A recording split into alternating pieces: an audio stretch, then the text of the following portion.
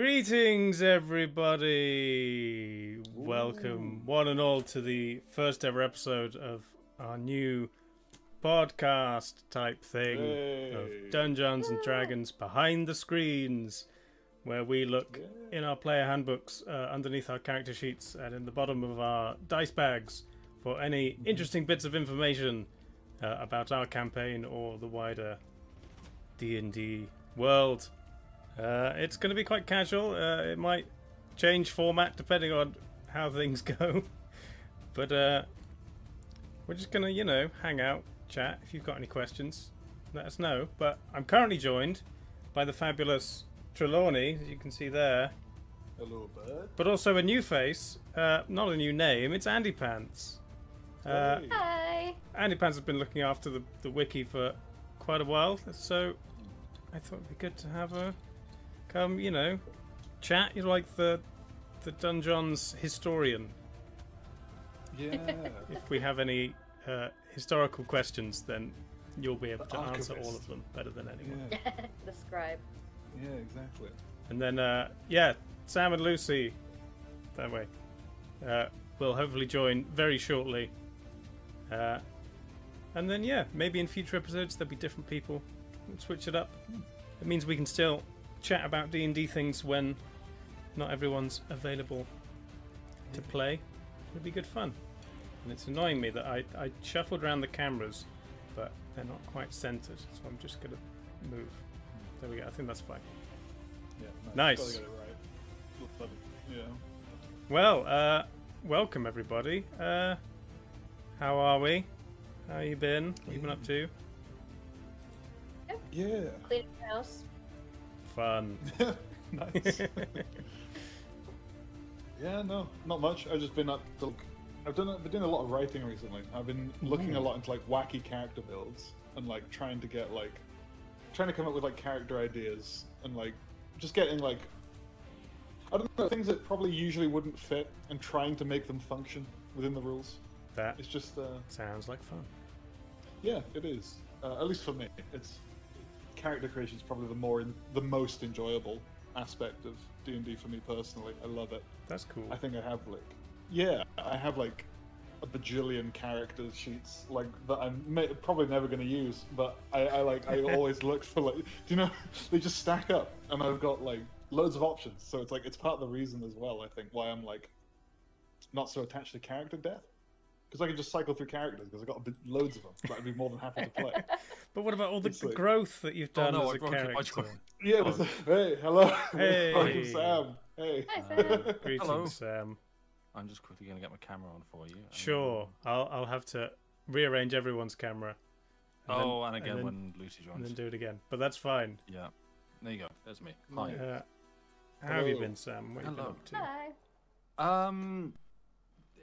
Over which kind of scale? Immediately, Lucy and I were just playing Destiny with Diana, which was nice. Oh, nice. That's cool. That's cool.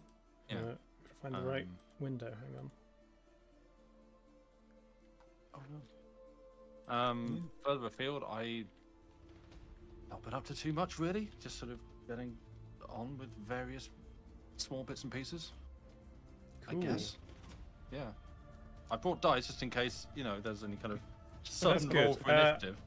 Random question: can anyone share a screen on Discord, like an unimportant screen, just because it's easier to set up if there's 6 windows in my Discord than 5? Right. Sure. would you like a Witcher medallion? Sure. Wallpaper? Sure. Sure. Just Screens. Screen 3. great. There we go. Thank you. Now that's moved Yeah, no everyone, worries. but I can shuffle about. I have it all set up for like different numbers of windows, but not for every single one that is in Nice. 5. Hello. Oh, thanks. You can turn it off now, There you Trelawney. go. Yeah, no worries. Amazing. Hang on, why isn't this working? Yes. I have my critic. Oh no. Yep. Dave, you said it was casual. You may regret that mistake. hang on. Let me just Homemade blackberry ice cream. that one. is- Ooh, nice. Oh, Yeah. positively banging, I believe Oh, the yeah. term. Mhm. Yeah, It might turn my lips purple, but Fun. it's okay. That's Look, yeah, it's- totally okay price Okay, to pay. have I fixed it? I've fixed it. We're good. yeah. Nice. Also, Okay. Andy Pants on. Woo.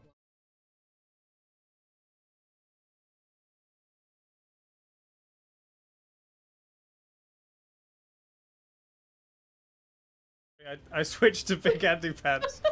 I apologize for plastering your face on screen. No, we're More good. me than anyone ever asked for. I fixed it. We can stay there as long as no one else shows up. Yeah. It'll all be fine. Nice. Hi, everybody. Welcome. Hello. As I was saying before, yes, very casual. I've got some vague topics or sections that we can go through as a guide for what we can talk about. But you know, we can just do a general chat. I think it's nice to all chat at the beginning of episodes, but I feel like sometimes we have to just cut it short and Sometimes Yeah. we get a little Jump bit through. too off yeah, track. we just Yeah, for sure. We The stage never- sitting there going, last time, and Yeah, then we we get get- last time. yeah, we Oh, do. you should see like the pre-stream and like the breaks sometimes. We do not get as far in the storylines as I ever think. It's like I plan, oh, well, if we get through this, then I'll need to prepare this. And so I'll spend ages preparing something because I think, oh, they're going to get to this by the end of this episode. And then it's No, like but- 3, No. 4, 10 weeks before we get there. Yeah. Sounds about right. But it's Will fine. you We'll ever learn, prepare. Dave? Excellent. Great. Well, I thought what we could start with is we could do a quick look back at the episode that's just passed, and then after that, look back at some of the first episodes, so that every week on the pod, Yeah. not every week, but every time on the podcast, we look back at the previous episode and then slowly make our way through the entire back catalogue. Oh, Just in sure. case anyone hasn't Yeah. seen them, or if they had unanswered questions that I might be able to answer. There's obviously some like world building and lore stuff I don't want to give away. Yeah. I bet Andy's going to remember more than any of us will. True. Well, I mean, 100%. I Oh, I wiki literally keeper. used the synopsis on the wiki to remind Nice. myself before we play the Yeah. game. Yeah, actually, Yeah. I do as well sometimes. Yeah, they're really useful. Uh, Yeah. So yeah, previously on Dungeons and Dragons, it was the episode after the one where Ogba appeared and fought with Xander, and then you were making your way through the forest. I'm realizing now that the most recent episode isn't actually on the wiki, so I can't even look at that. I've got to actually remember. Oh, here you go, Dave. Yeah. To remember.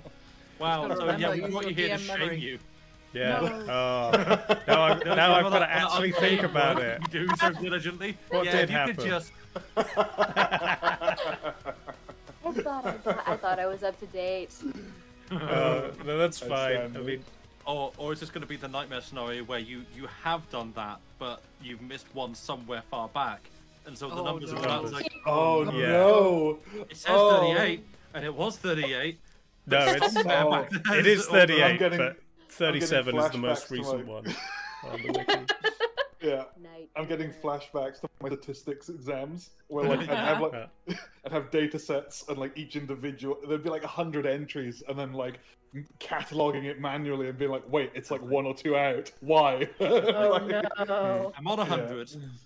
There are 100. I've done 100, but this doesn't tally up. Why? Oh, I'm Yeah, yeah. somewhere. Nah. Yeah. Oh no. Oh jeez.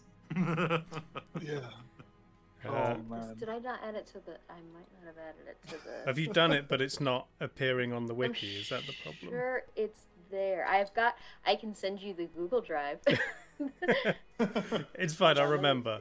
So I'm on. Yeah. I'm on episode 37, and it doesn't come up on the next thing. So it's the right order. yeah. Yeah. But yeah, it was trudging through the forest. Shia LaBeouf.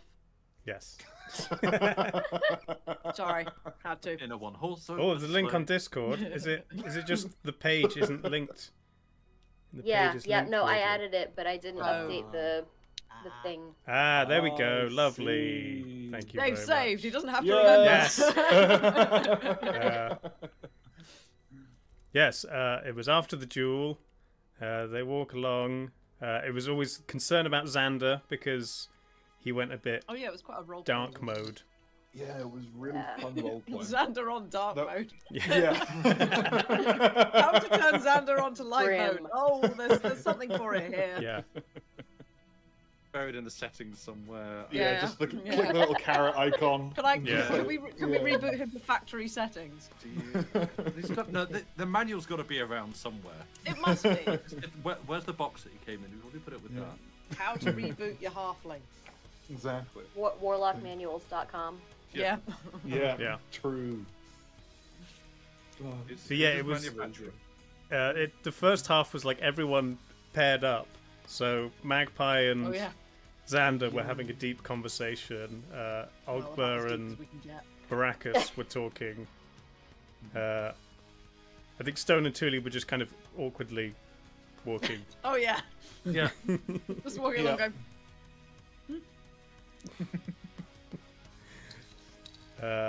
And then, yeah, it was one night in the forest when some pixies appeared and had a conversation with Thule. Oh yeah. They determined that Xander was dangerous, but they pointed you to the way they called the landmark called Big Scary Castle. Yes. So Oh yeah. I've already decided next episode is going to be called Assault on Big Scary Castle. Yes. Excellent. Nice. It's big, scary. It's the hyphenated Yes, big Yeah. Scary Hyphen Castle. carry. Yeah. Yeah, double barrel castle. name. Yeah, the two families united. Hmm. Um, Yeah, and then you'll decide to do something else, and you won't even get there in that episode. no, This is Yeah. this is the problem with naming the episode before it happens. True. I tried to Yeah. go general or predict something that's definitely going to happen. But then, yeah, it was just another episode of another day of travel, camping again. But this time, you found some cloakers hidden underneath where you were sitting. Oh Yeah. yeah. They did Oh the, yeah. the Through mirror one. image thing. Yeah. You used one as a weapon. Yes, you were Yeah, hurling get used to that. the corpse Yeah. of one. Seems to be a specialty. Oh, Yeah. and Tuli did a song to the Pixies as well. I can't forget that True.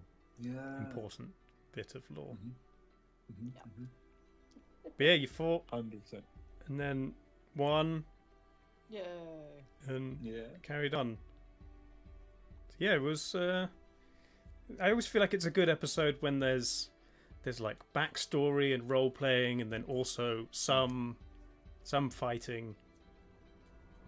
Yeah. It doesn't always Yeah, have it's to good be, balance. but Yeah, it doesn't always have to be, but sometimes when they culminate together, it is just like that. It's a really good like when all the elements of like what makes D&D sort of come together and manage Yeah. to, you know, it's just cool. Yeah. It's just really cool. Yeah. I enjoyed the bits of backstory we got about Baracus. Just like Yes. Baracus just chilling and speaking Orcish, just like, hey, what? Yeah. That surprised me. Yeah, Yeah. I didn't know that was gonna happen, but that was No, like that was really nice. cool. Yeah, Cool. that was really cool. Like, I really enjoy like Baracus as a character. He's grown on me a lot. I'm glad we Like, kept too, him around. Yeah, Yeah. yeah. Like it's really he's very useful, but he's like Yep. he's very cool as a character as well. It's very interesting. There's a lot of depth that I assume we don't know about, and it's quite Yeah. It's just quite cool when you see it come to light. He's really fun. Yeah, Baracus has been fun because there's been some stuff. Obviously, I knew at the beginning. Some stuff I've been kind of fleshing out as we move along, and then a few things I just improvise, throw in, and then think about later and work out how it fits perfectly in with everything else. It was good. Yeah, classic. Yeah. Yeah. I guess Buttercup I'm Joe glad was you- the song. Sorry, there it is. Oh yeah. Oh It yeah. has its own wiki I'm glad page. I'm glad you kept Baracus around, like, because you gave Magpie a very easy out of Yes. Baracus going, "You're fine, you're responsible, I can go my own way." You can go your own Yeah, way. there we go. But I'm glad that I made the decision, that Magpie would make the decision, that actually was like, "Oh no, actually, can you stay, please?" Because he's turned out to be really interesting. Yeah, for sure. I'm glad you like him. Yeah. Yeah. And it's quite interesting how he's kind of bounced off, how he's kind of worked with each one of our characters as well. Mm. Obviously now with Ogbar he can actually speak to him, but Yeah. Absolutely.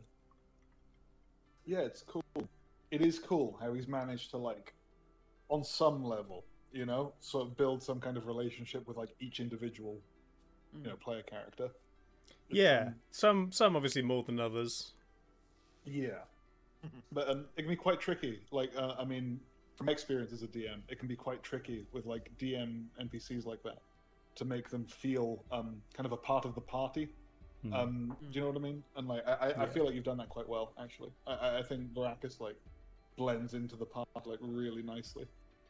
And it's just cool. He's a fun character to be around and to interact with. You never know what you're going to learn about him. yeah. So, Yeah, he's But I like that he's had some cool character moments of his own, like even not just with Yeah. Magpie. It's like he's 100%. clearly got his own backstory too.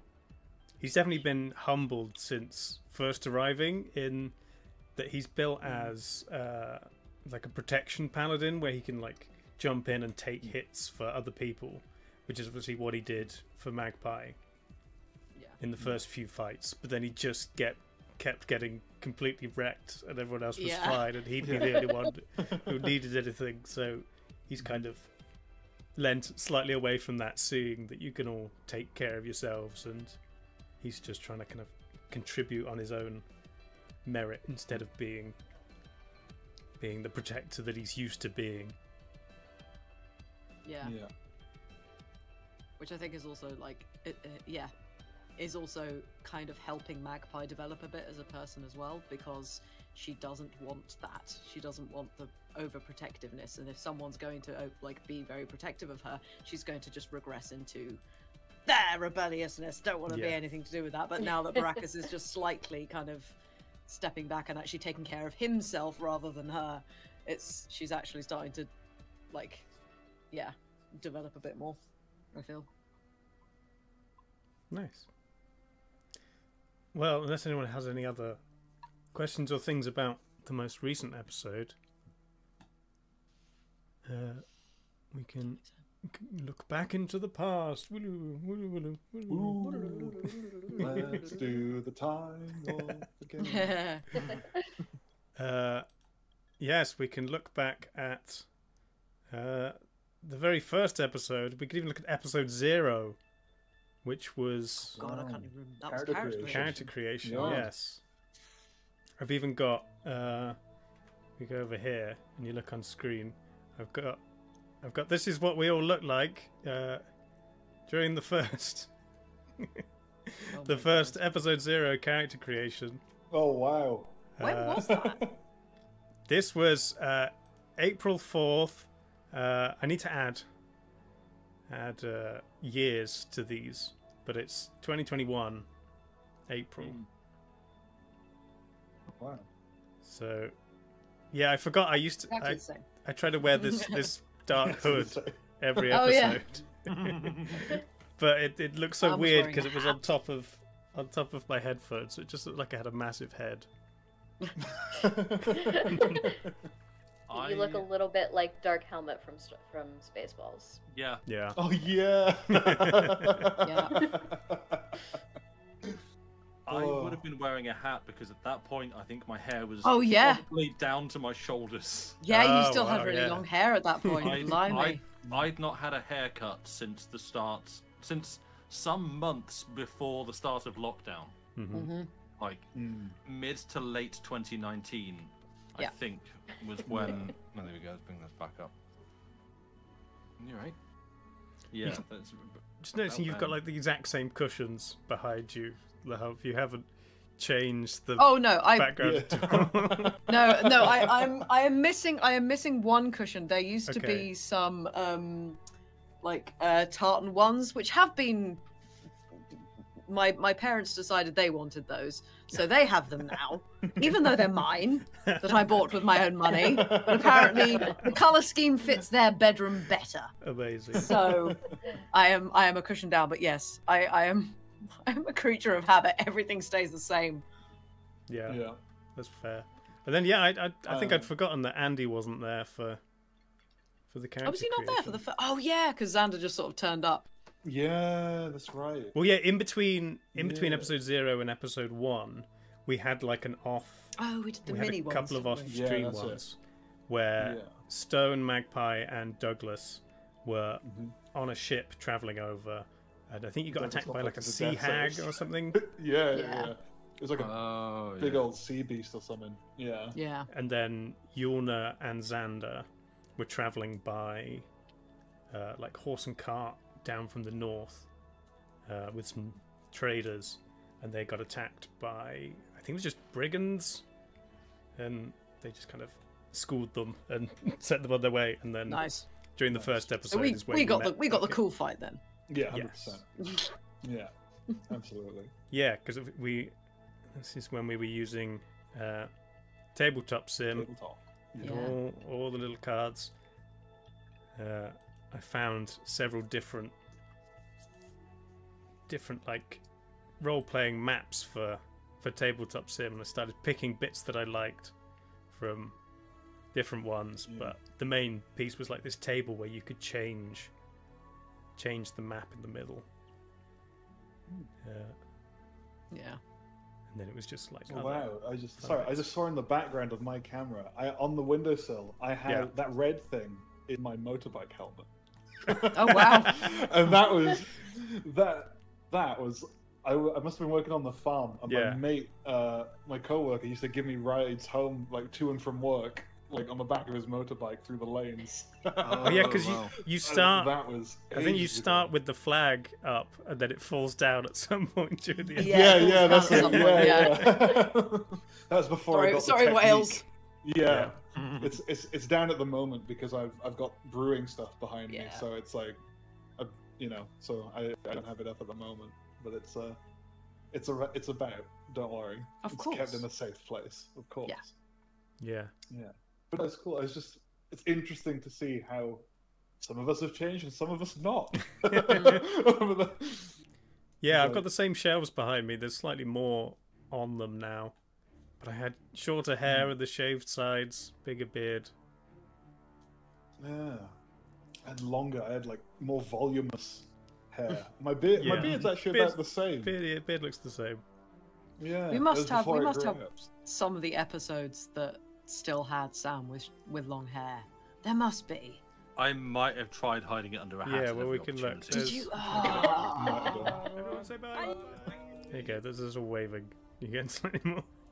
But yeah, that was character creation. I don't suppose anyone has any questions or anything about. I mean, I guess No, general questions, character but things. Yeah. I find it interesting, like how our characters have developed from what we sort of created them as. Yeah. I feel like everybody had sort of a fairly sort of set idea of what they wanted their character to be, and obviously that's kind of branched out a bit more. Yeah, it's always a bit weird when you're building a new party because everyone has, the style they want to play, the character that they want to play, but then you do have to try and make sure it all works with Yeah. with each other. So you don't have to Yeah. have like a tank and a magic user and a cleric and everything. But Yeah, for sure. if you're all wizards and sorcerers, then maybe a lot of fights are gonna Yeah. go quite badly. Yeah. Yeah, 100%. Yeah, there is some kind of minimum level of party composition that you should probably have somewhat in mind, but it's like, yeah, it's not the be all and end all, but it is. It's worth considering, I think, sometimes. I think we did It's bypass. actually, We bypassed some Yes. of that. Anyone who wasn't around from the beginning, we started with level 3 characters with an extra Oh, yeah. perk and a magic item that kind Yeah. of suited them. yeah.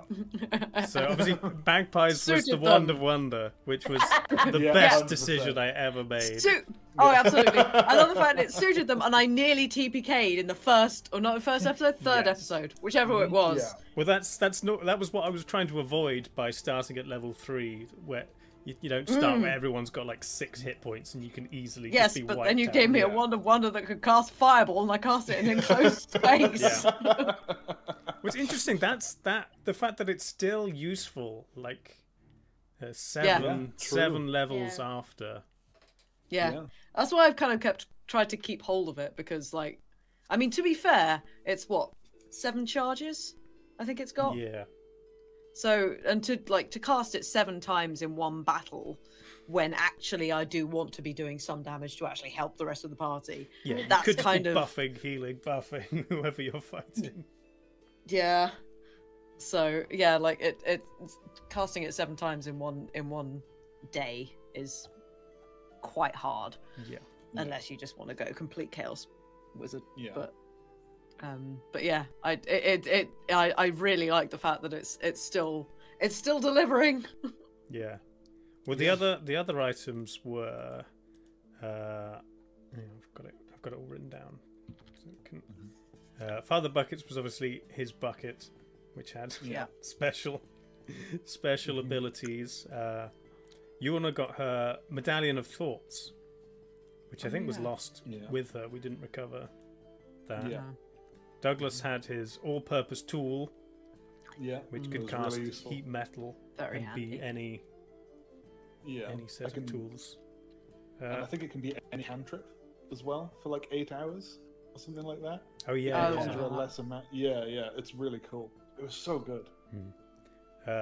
Xander's got Carrot, which is part of the Hexblade, but we just kind of upped it a little bit more. And then Stone has a deck of illusions, which I don't Yeah, know that which- he's ever used. No, there's been a few I times. think you forgot you had it.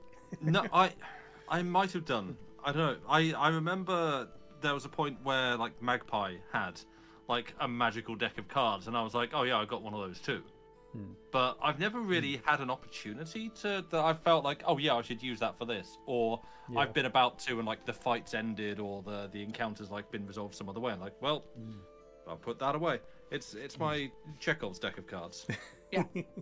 Nice. You know, it's just sitting there waiting, and then Yeah, out of nowhere. there'll be a moment, like Yeah. an There'll be episode like a perfect in the lore future. moment. You're fighting a god, everyone's about to die. Stone whips out his deck of illusions and it saves Yeah. the day. Saves the day.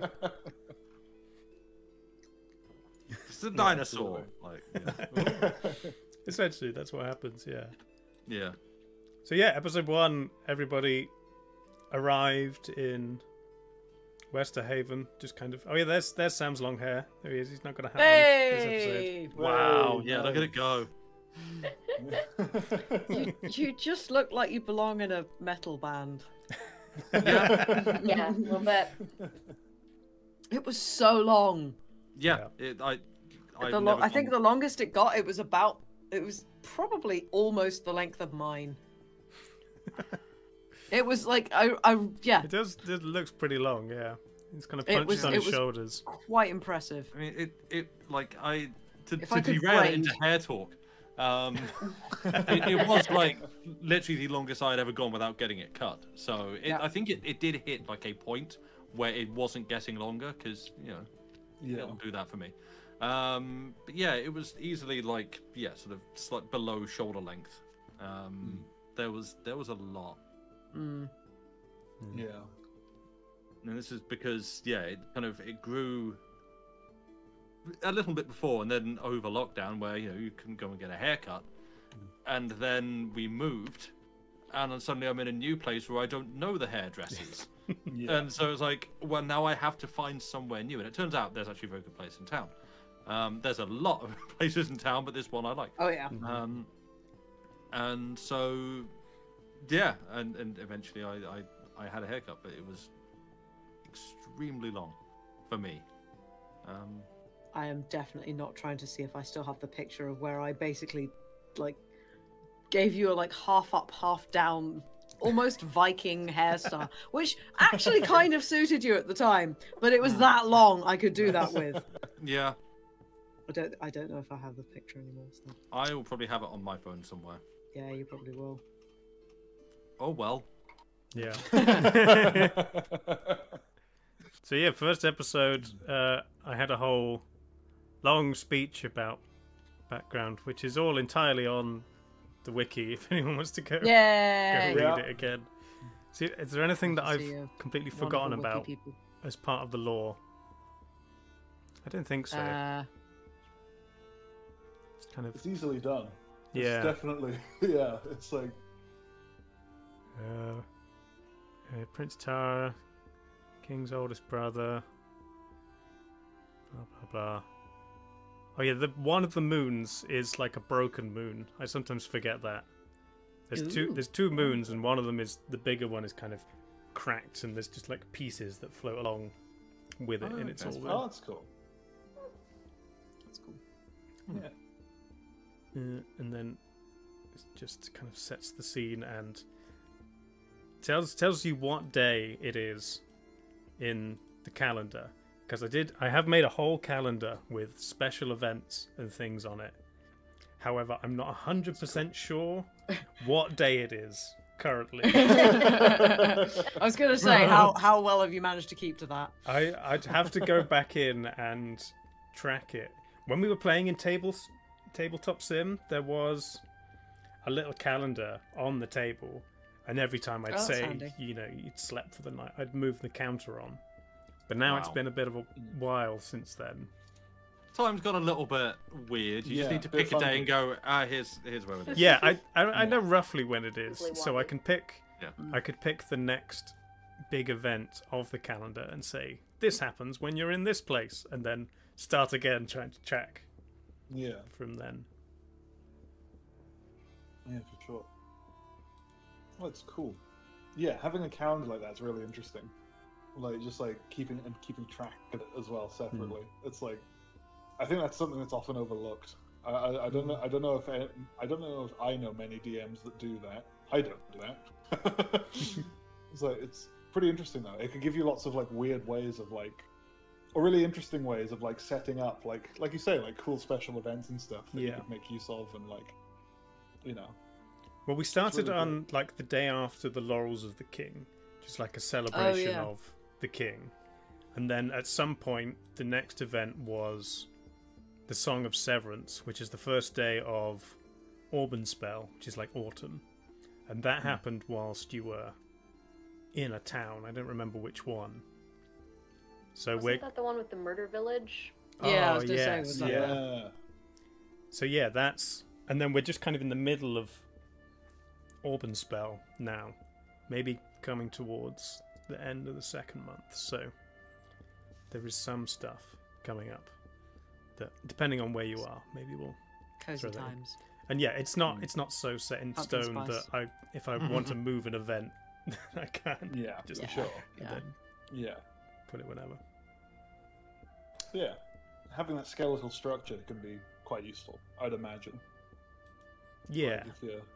Yeah, it's trying to generate ideas. Different days of the week and different names for the months and seasons, and trying to remember when I'm describing something. It's I want to say summer, but it's not. It's Suncrest. I'm going to try and remember. Yeah. Yeah, for sure. So yeah, this was episode 1 when you all met in the docks, looking at a job board, and then you met Father Bucket in the pub, Yeah. and you went off. Rest his soul. Yeah. I think it was. Were you? I think it was just being told to hunt the bears that were causing a menace. Something like that. Yeah, I think so. Cell swords needed to seek and destroy the threat to northern farmlands. Multiple large bears sighted killing and stealing cattle. So yeah. Bring me 10 bear asses. Yeah, basically, it's a fetch quest. Yeah. So yeah, you head off. You find the bears outside of a cave. It's like the first real combat, all getting to grips with how everything works. I don't think anyone was too in trouble during the fight. No, I don't remember that. No. We didn't. I was going to say we didn't fight the bears though, did we? You fought some think we bears did. outside. Oh, did we? Yeah. Then then you there go was into the scorpions. cave. Then we went in and You got find scorpions. dead bears, Yeah. and then just as the episode ends, some giant scorpions appear Ah, on the walls. Yeah. That pool of acid, Douglas still has a vial. you of still it. have. Yeah, I was going to Yeah. say Douglas still has that. Yeah. Yeah, so that's the next episode when Oh, you defeat the scorpions, with including the. I think that the pitch will be on the wiki. Of, what? Magpie riding a scorpion. Well, there's one of Xander riding the Oh, scorpion. Xander riding a scorpion. I think it was Yes. Magpie then had like a claw round her Oh, waist yeah, I as got like clawed. a belt. That was. Yeah. Yeah. Yeah, That was that's in the Magpie's art thing. section on the page. Yeah. Yeah, that was a pretty good fight. Oh, there it for is. Yeah. Magpie and Xander. Yeah. Which was like, we can be Excellent. badass, and Excellent sort of art. vaguely worked. It went downhill from there. Yeah. So yeah, and then you spent ages investigating the pool of acid. Douglas Yeah. spent ages. Yeah, Yeah. I was testing it. No, I think some of us threw like bits of metal in there to test how. Yeah. Well, no, what it there would was do. there was a something shiny at the Oh. bottom, and you used Mage Hand to pull out a clump of like coins and jewelry that had been fused together by the acid, Yeah. which was basically setting up that there was an acid dragon somewhere that had Yeah. previously Yeah. lived in this cave. Yeah. Yeah. for And sure. we all know how that ended up. Yeah, that ended up. I'm actually really glad Douglas got to see that. That was a really. I'm really glad Douglas got to participate in, like, finishing that dragon. Yeah, Before we left. that was a big kind of plot point that I wanted everyone back together. Obviously, Yulna didn't quite make it, but Yeah. it was Yeah, good. for sure. It was really good. Yeah, And that maybe- was quite a cathartic moment, I think. Yeah, Yeah, 100%. Actually. that Finally, like, maybe that could have gone longer. There was maybe more of that story that you didn't get to see because of because you managed to end it there. But maybe it'll come up, maybe it won't. We'll see. Oh god. When you kill the boss too quickly and he's like in the middle of like narrating for the final cutscene, just bang! Yeah. And the devs are like, no, oh, We had a whole thing. right. And We then got this in really cool bold face, voice actor, and oh, I used my homebrew spell. I'm not finished at 9th level. Silence and paralyzed. Nice. Like, yeah. Bars close in at the top and bottom of the screen. Yeah. Like, no, Yeah. it's a cutscene. yeah. Ah, you meddling! You may have bested me, but I'm by Zoop. The Oh. dragon had a son who now wants revenge. Nice. Dragon- Don't talk to me or my son, or my son, or my son, or my son again. Dragon just gets in the Oh, car no. and drives away. Like, no, come back. Yeah. Yeah. It's like, you guys didn't play fair. I'm going away. So yeah, you take the bear pelts back to the captain's office, where you meet the clerk, and Oh because yeah. the captain isn't there, Oh, yeah. you start Him and the captain. arguing about trying to get more money. Oh, yeah. We weren't very was good at fun. negotiating. I remember. No. I think. Yeah. To be fair, we're probably still rubbish at it. We haven't tried in a while. True. Yeah. Yeah. And then he tells you. Oh yeah, you were looking at Douglas was looking at armor. It suggested to Sounds go about to the right. Hollow Ward, where all the craftsmen are. Oh, yeah. You go and sell the bear pelt. Oh and yeah, then- because you were thinking about like getting a shop, weren't you? Yeah, and I was Yeah. thinking about like trying to like earn proficiency in a bunch of different artisans tools and stuff like that. I was focusing quite heavily on that. I think it was jewelers tools, if I remember correctly. yeah, that that Douglas sounds was looking familiar.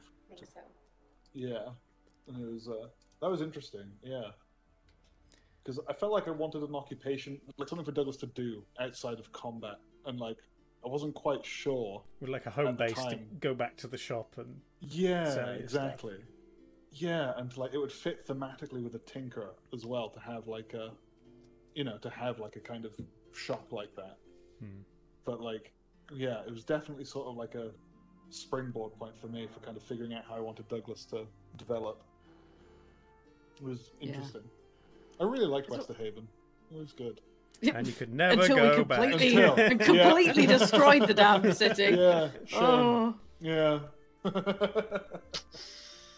But yeah, whilst you were in the Hollow Ward, you see someone suspiciously running away from an abandoned house. Oh yeah.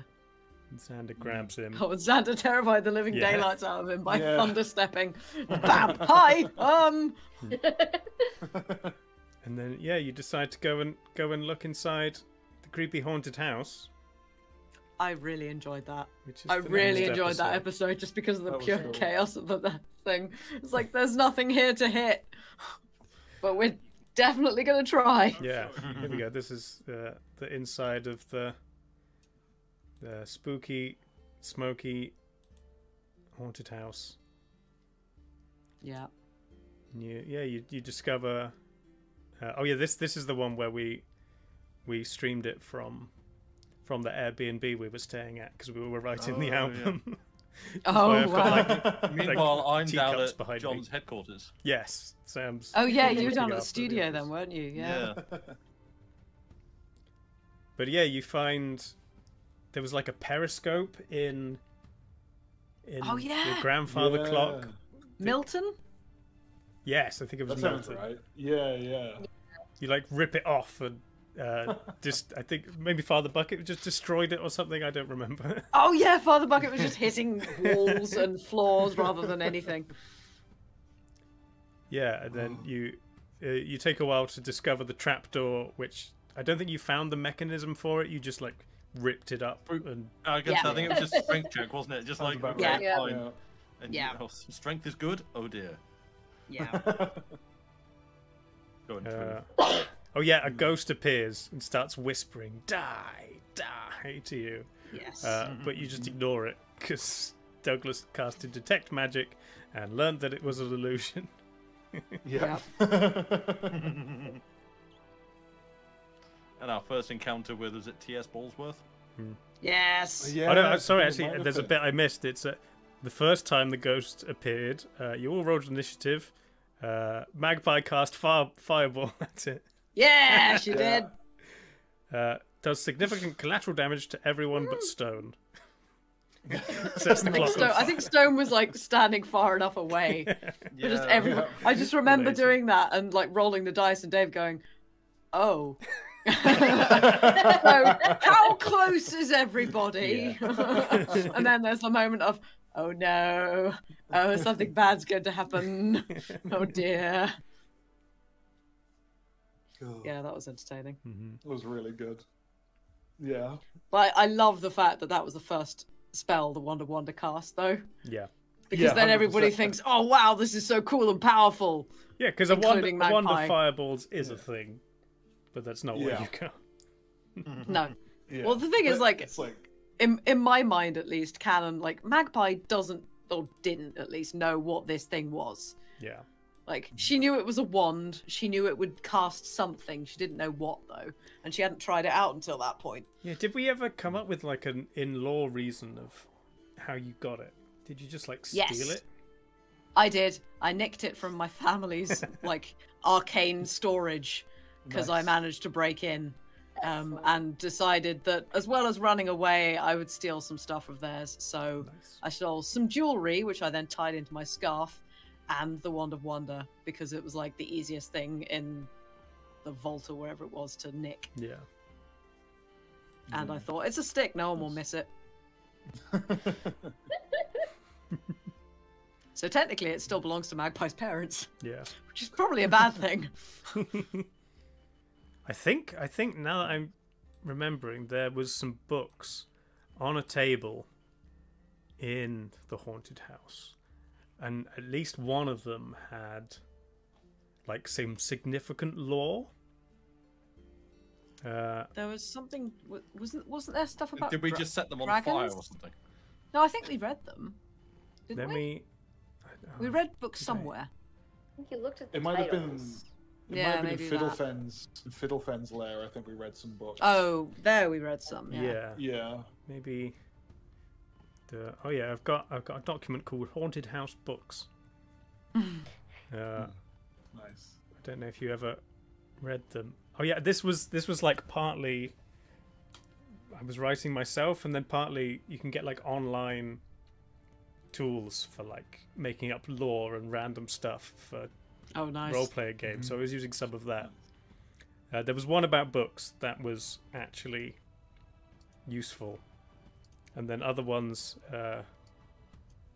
Built almost 200 years ago, the terminating vista in Mistwalk is there to represent the way people of the region have always looked after each other for generations. There's like a book about some art, and then one about botany. The Dianthus betonificolia is a common huge plant that can be found mostly in savannas. It blooms once a year for 5 months. Oh, is that what you did with the blurbs? I remember one time I was super impressed when we were reading. You said there were some books. This might have been in Fiddlefen's lair. I don't remember. Where like you said there was some book, and someone, I don't remember who it was like, oh yeah, well, can I look at the blurb? Like, Yeah. And you were like, yes, you can. And just like without missing a beat, it's like started rattling off, and I was like, there's no way. Yeah. I was like, I thought that was pretty Maybe. wild. Man has the Yeah. size of Yeah. brain the size of a planet. Yeah, I was ChatGPT like, to the rescue. Yeah. Yeah. yeah. So yeah, maybe Yeah. maybe that was after didn't this read those. episode but you didn't look at these books. No, So- I don't think we did. So when someone looked at a book after that, I just went back to it and read them. That sounds likely. Nice. Because the other one was about dragons, and it does mention Azanash the Caustic. Yeah. That probably would have been useful to read. Yeah. Well, I feel like we definitely read a book about dragons early on. Well, you bought 10 Definitely books about something. dragons. Well, yes, no, I'm not Yes. talking about those. We're ignoring the books that I burnt. Yeah. That was definitely an in-character decision. She absolutely would have done that. But it amuses me greatly that there was probably there was some interesting lore in there that I might have been useful. Some of them were I cookbooks. need Yeah. like quest objective, like major, whatever. Find Yeah, what's going it's on like, in no, this house. you cannot- Optional, read the books on the table. Like, Yeah. I can do Yeah, that. yeah. Okay, cool. Or Give me you pick up an optional goals. item and it says, no, you cannot drop this item, it's a quest item. Yes. Yeah. It's like, Yeah, why? and then it's What's like, it for? oh. It weighs nothing, costs nothing. You cannot sell this item or drop it. Like, Yeah. the most important thing in my hands. All right. Yeah. Now I need to find the person for whom this Yeah. is a quest item. Yes, everyone. Do you know what this is? Do you know Yes, what this is? yeah. Do you know what this is? Yeah. Yeah, there's been a lot of books and bits of lore and things. But yeah, you met Milton, and that's when Yeah. Twists and Trolls by T.S. Bullsworth, Which we still have, Yeah. I think. possibly. Yeah, I think so. I think we're collecting them. You found, I think, 3 T.S. It's a hidden Bullsworth quest. books. There's an achievement for it. Yeah, Yeah, exactly. Yeah. Yeah. but yeah, then you go down and you find the Penumbra and you meet Macaria. Yay. Yeah. I have a question about Macaria, Sure. which you can answer, you don't have to. You may wish to withhold information. Did Macaria know who Magpie was? Because I feel like she knew who Magpie was. Because she made a very pointed comment about leadership. I don't remember. I think from quite early on, before Magpie's backstory came out, every time you met a tiefling or someone There was a chance. from Cristaria, I'd roll a dice, and if it was within a certain range, then they knew who you were. I don't think Makaria did. I think she was suspicious of you just because there weren't that many tieflings around. Yeah. Yeah, I just remember what was to me a pointed comment about something to do with leadership, and like her looking at me, I'm just like, oh no!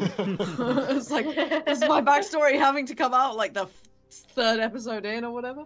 Yeah, that's another thing I did in character creation as like a house rule. Everyone had a secret that they could choose to reveal to the party at a certain time.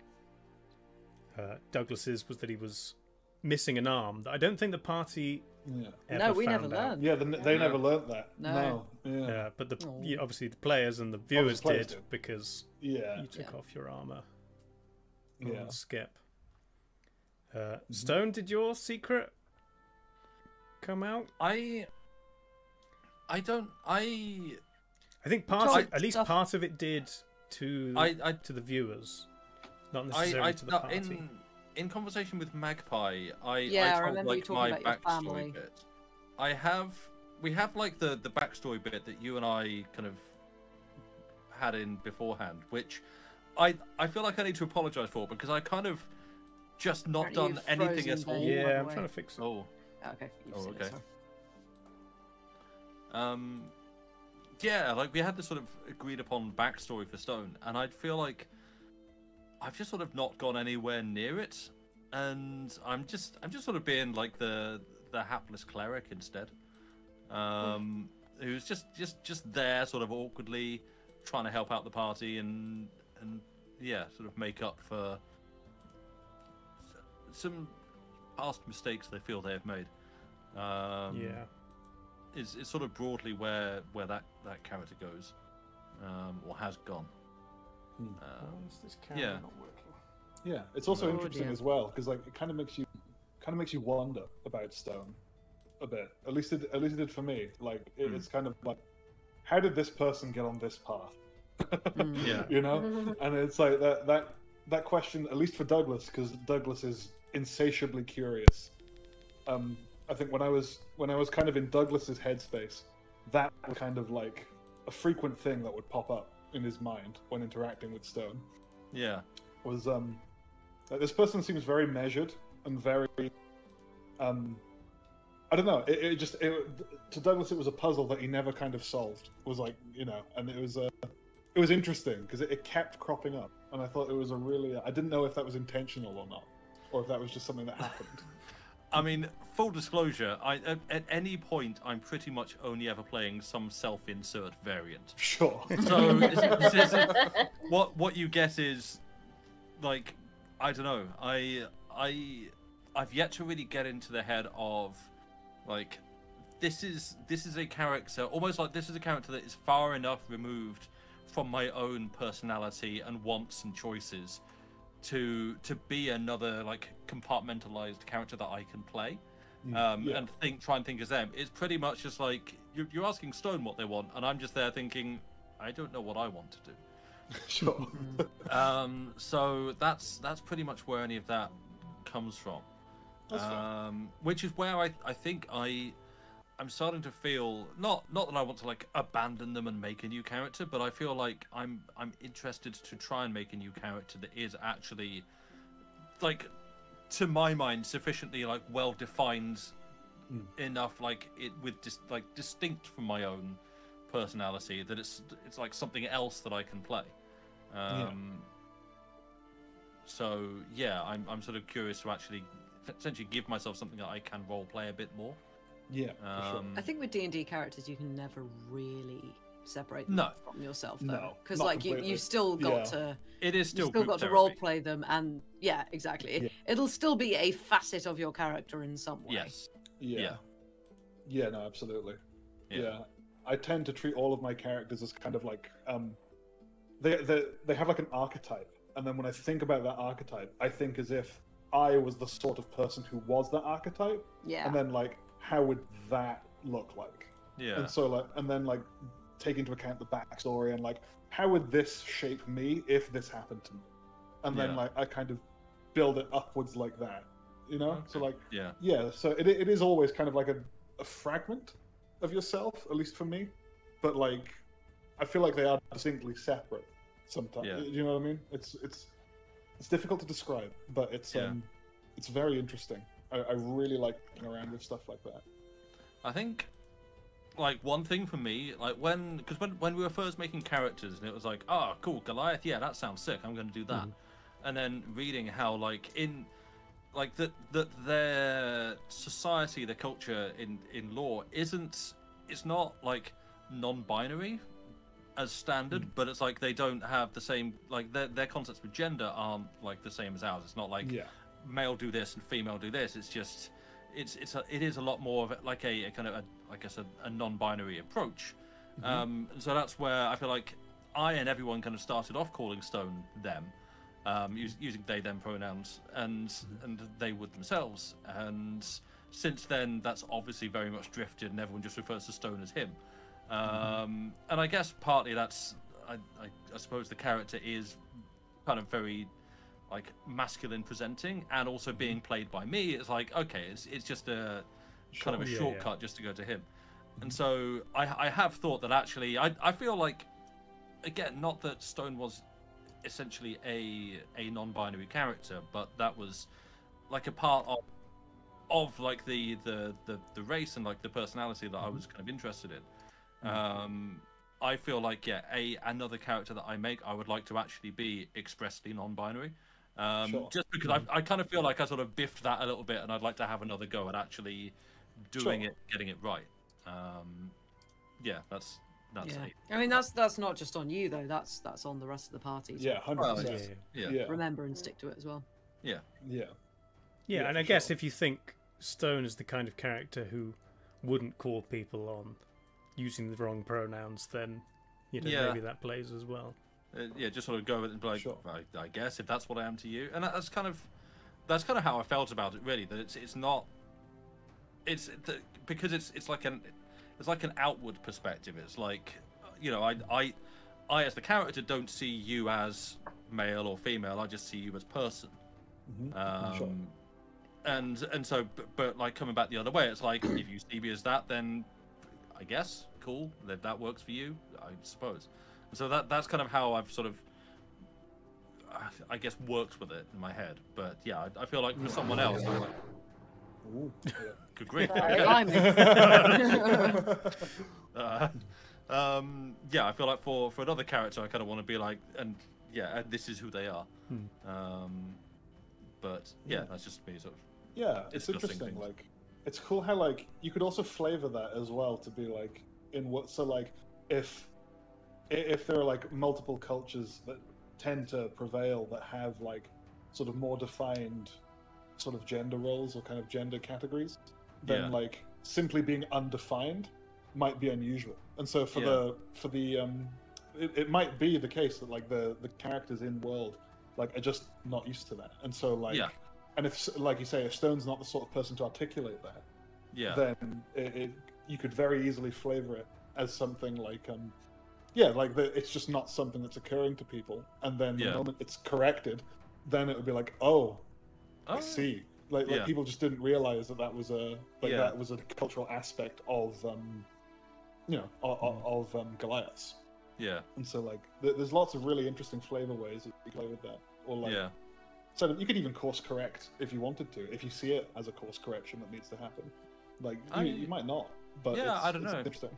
Yeah, I think identity in D&D is always, it's a weird one because it seems like everything is always like primarily defined by race and class as D&D sees it, because that's like basically video game type thing where that's the main difference between people, and it's you obviously I almost like completely discount, say, like racism based on where someone's from or the color of their skin, because it's almost always going to be like the main factor that people see is like, oh, you're a dragonborn, that's why I hate you, not because you're a red dragonborn and I like blue dragonborns. Yeah, for sure. Yeah. But I guess you Yeah. could explore that within the different races, but Yeah.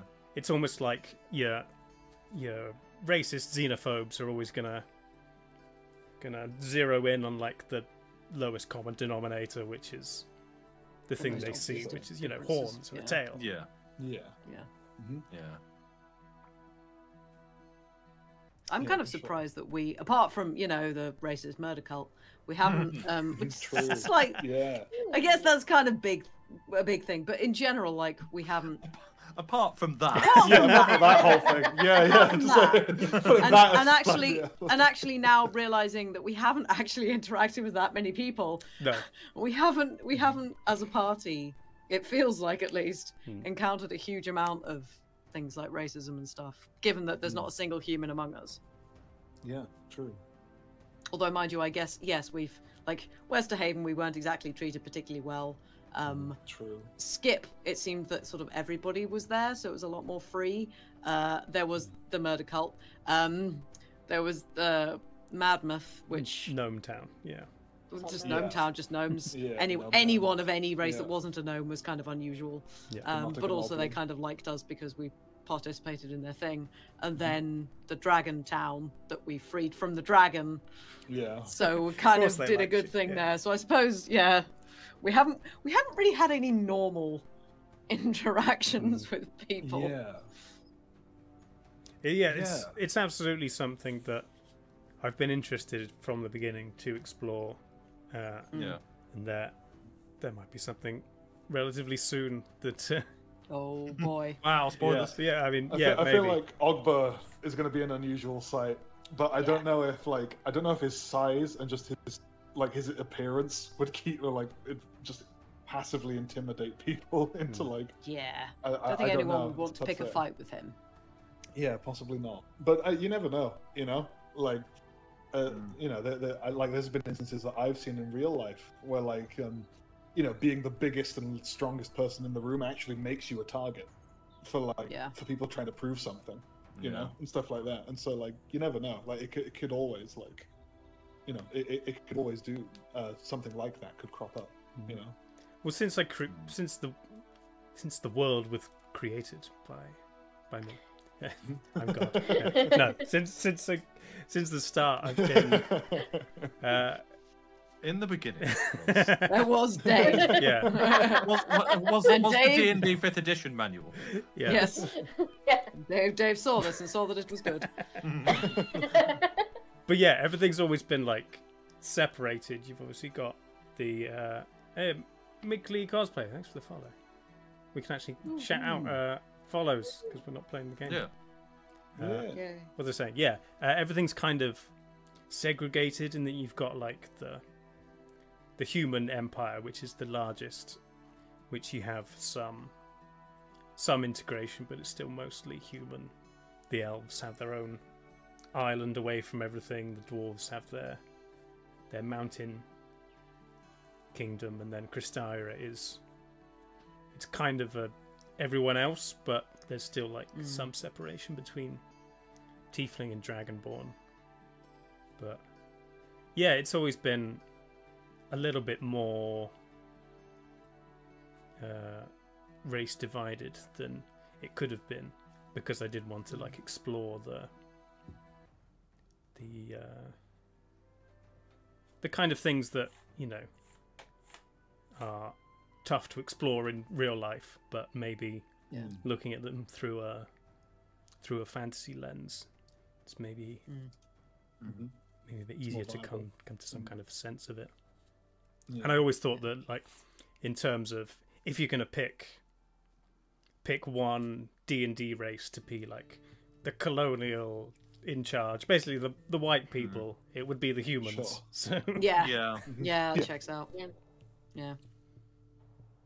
I'm like on that. I'm kind of interested to see where sort of Magpie's, well, A, fascination with dragons, and B, draconic bloodline sorcery heritage thing, like kind of where that goes, because it seems from what I have gleaned, at least from the world, is that tieflings and dragon related things don't seem to go particularly well together. So yeah, kind of interested to see what happens with that. And Dave is staying very silent. Well, now I'm worried. We shall see. We shall see. Great. We shall see. Six. Fabulous. Yeah. Everything was... I'm going to die. Well, yeah, that's the thing. I mean, I've got all of these, end game storylines for your character development and things like that. But if you wander off and get yourself killed before then yeah, just careless. I think that's why we've got like this, where we can discuss all the plans I had for you and what you missed out on, what you could have won. Yeah. True. Yeah. Yeah. It's like, then Andy just goes to the wiki and goes, "This is the storyline that this person could have gone into." And it's just like, oh no, we're branching paths. Yeah. Ah! A bit like a You choose just your end own up making adventure. separate, Yeah. separate wikis for each of the timelines that could have happened. Yeah, can we? You Can do we like this, click save? this link. Yeah. One of the things I had down as like a potential topic for discussion later was like ideas for a one shot, but maybe alternate timelines is a good one for that. That is quite That a could fun be a idea. good one. Maybe a really good one actually. if you get to the point where you've all either died or moved on to a new character, we can have one alternate timeline where you all stay together until level 20, and then we'll do the final encounter of that party. Yeah. Well, I would quite like an alternate encounter where Magpie didn't run away and instead became a ruler, which just seems like a bad idea. Yeah. It's like becoming any kind of leader without, like, learning stuff. We do like a political intrigue type role-playing game. Everyone else plays like your viziers and advisors and that sort of thing. I'm just thinking, can we get some kind of quick save amulet? Yeah. Poke the thing. It's not working. Go back you 3 before every episodes. encounter. You interact with it, you use it before an encounter, and then everyone gets wiped. Nope. Sorry. And that's right. And then you go to like some sort of mystical, like swirling mystical vortex, and you have a conversation with the gods who are like, "No, do it again." And you go back. Yeah. To Try what again. Oh, I mean, yeah, you have that could happen. yeah. I mean, you've got like resurrection spells, so in theory, as long as one of you survives to. Well, that's the thing. Someone has to be alive for it. But Yeah. if you like actually like it sends you back to that point. It's like, oh, okay. You could, if you had the money for it or the supplies, you could give the supplies to someone with. It would be like probably true resurrection because they wouldn't have your bodies or anything like that. But you could say, if you don't hear from me every 6 months, please resurrect me. That's not a bad. We should have done that with Douglas, shouldn't we? Yeah. Damn. It's like, hey Douglas, we might die. In case we do, you'll be safe. So do you mind just, resurrecting us from afar? I'm sure he'd find a way. He probably I'm would. sure. It's like, that's the thing. It's like, if anyone in the party could, Douglas could have. I mean, true resurrection has like 0 time frame on it. You can resurrect someone from thousands of years ago. Yeah. So in theory, as soon as Douglas heard, he might set about resurrecting people. Though it's a 9th level spell, which Douglas, being a half caster, would not have access to. But I'm sure he'd find a way. Like He probably. I was going to say, Yeah. if anyone could finagle his way around that, it would be Douglas. Yeah. Yeah. No. It's. Well, that was a recap of episodes 0 to 3, plus general speculation. I liked it. It was good. Yeah. I thought another thing we could do is take a moment to spotlight some particular spells, creatures, magical items that anyone has found particularly interesting. I I was found. going to say, Trelawney's going to say Fiddlefen's Stone. Oh yeah. That's probably one of my favorite artifacts I think I've had in the game. It's really fun. Yeah, well, that's obviously still, in theory, still in play. Could. Yeah, absolutely. Could. Oh yeah, Douglas will be using it. Yeah. Absolutely. While he's off and about doing his own thing. Yeah. He's not going to stop. He's still got things he wants to do. Yeah, no. But yeah, I was having a quick look through the old player's handbook, and something I came across that I hadn't really looked at much before. So I found this 6th level necromancy spell called Magic Jar. What? Okay. Which That sounds amazing. um, Is it like a head in a Let's jar? have a read. Go on. I just started reading. I didn't read the whole thing because it was so interesting. But Until dispelled. All right. Yes. Good start. yeah, 1 minute. Verbal semantic material. You need something, an ornamental container worth at least 500 gold. Your body falls into a catatonic state as your soul leaves it and enters the container you used. While your soul inhabits the container, you're aware of the surroundings. You can't move or use reactions. Your only action is to project your soul 100 feet out of the container, either returning to your living body or attempting to possess a humanoid's body. You could attempt to possess anyone with 100 feet. Unless warded. They make This a is charisma fun. saving throw. On a failure, your soul moves into the target's body, and the target's soul becomes trapped in a container. On a success, they resist. Once you possess the body, you control it. Your game statistics are replaced with the creature. You keep your alignment and your mental things. Yeah. You benefit your own class features. If the target has any class levels, you can't use their class features. Meanwhile, the possessed creature's soul can perceive the container using its own senses, but it can't move or take actions at all. While possessing a body, you can use your action to return from the host body to the container if it's within 100 feet, and swap back, basically. If the host body dies, the creature dies, and you must make a charisma saving throw. On a success, you go back to the container, otherwise you die. Wow. If the container is destroyed, Wow. your soul goes back to your body.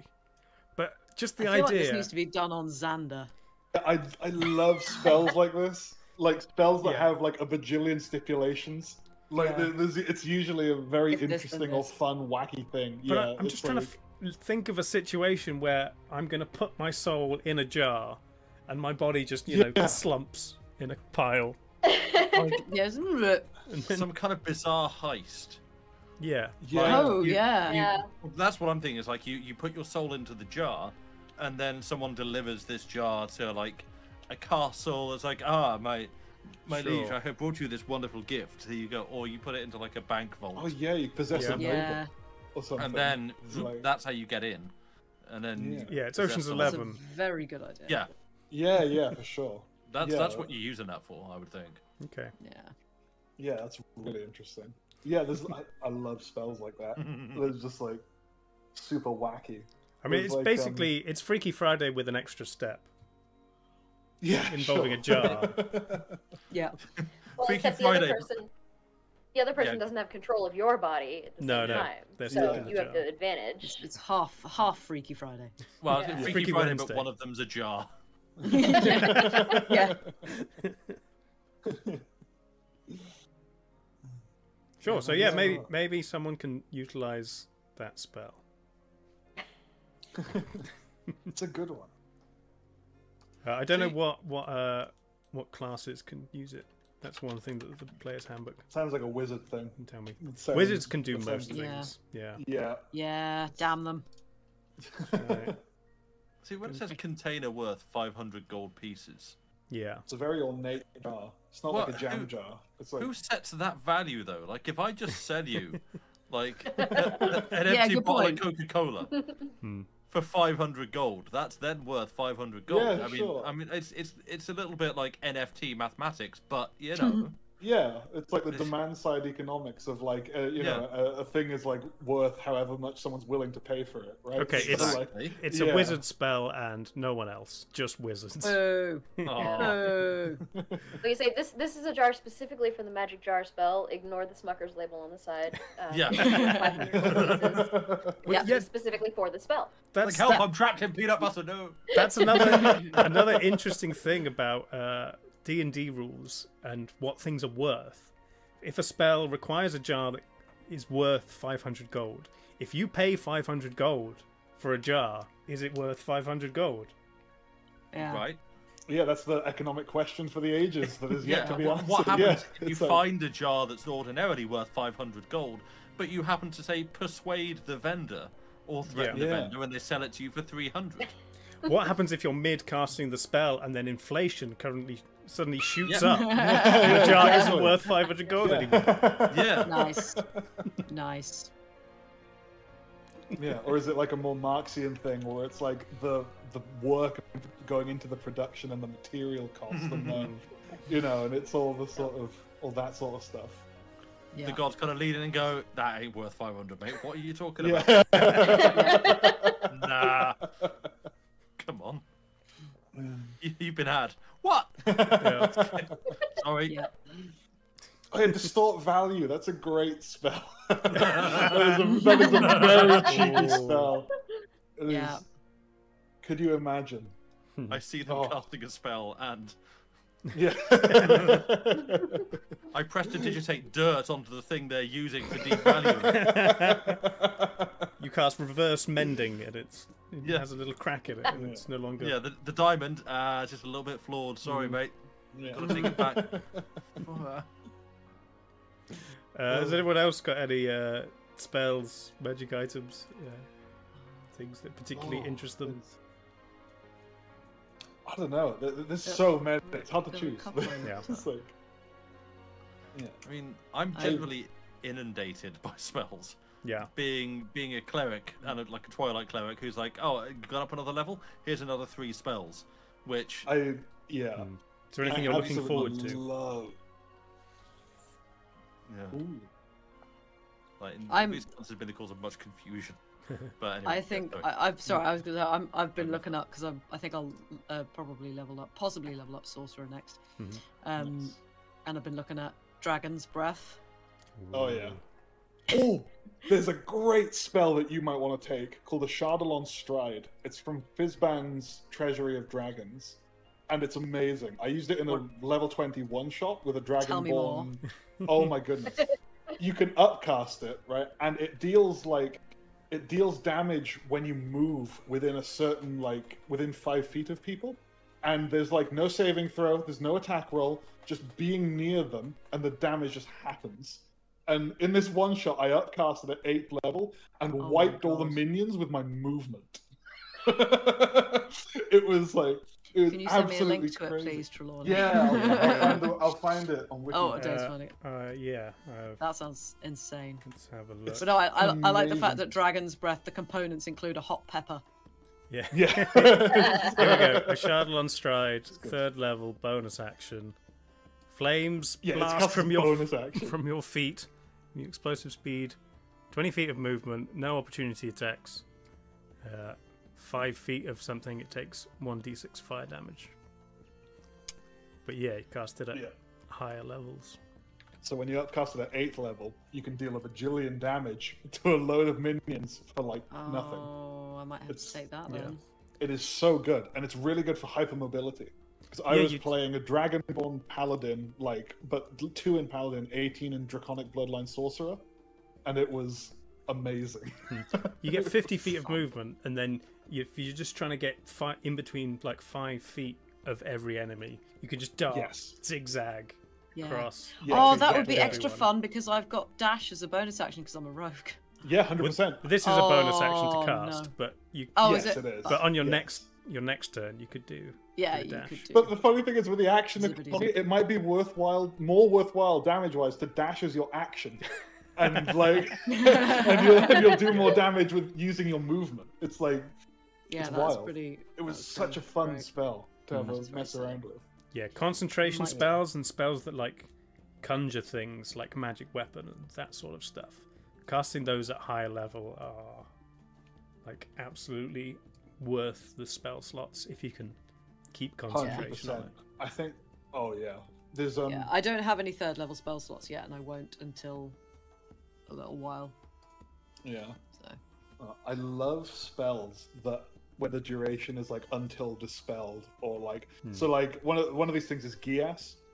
When you upcast Gias, So like when you cast it at its normal level, which I think is 5th, it lasts for a month, and then when you upcast it within a certain parameter, it lasts for a year, and then when you upcast it again, it's until dispelled, and it's like that is wild to me that you could like. And I think if you disobey with Gias, like if you try to go to So has anyone seen Code Geass, the anime? Like it's literally like that power. Where, No. Oh, okay. Well, so you can basically give a command to a person, and they must follow it. And if they deviate from it, they take like a bajillion damage and like stuff like that. Was It's it like like a just really fancier command? Because Yes, command they just have to way do more it and there's no powerful command. damage. It's way more fancy command. It's way more powerful. I love think it. I have I've the been, option for that. Yeah, it is 5th level.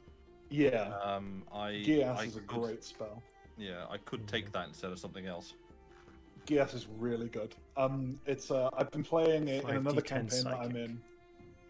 Yeah.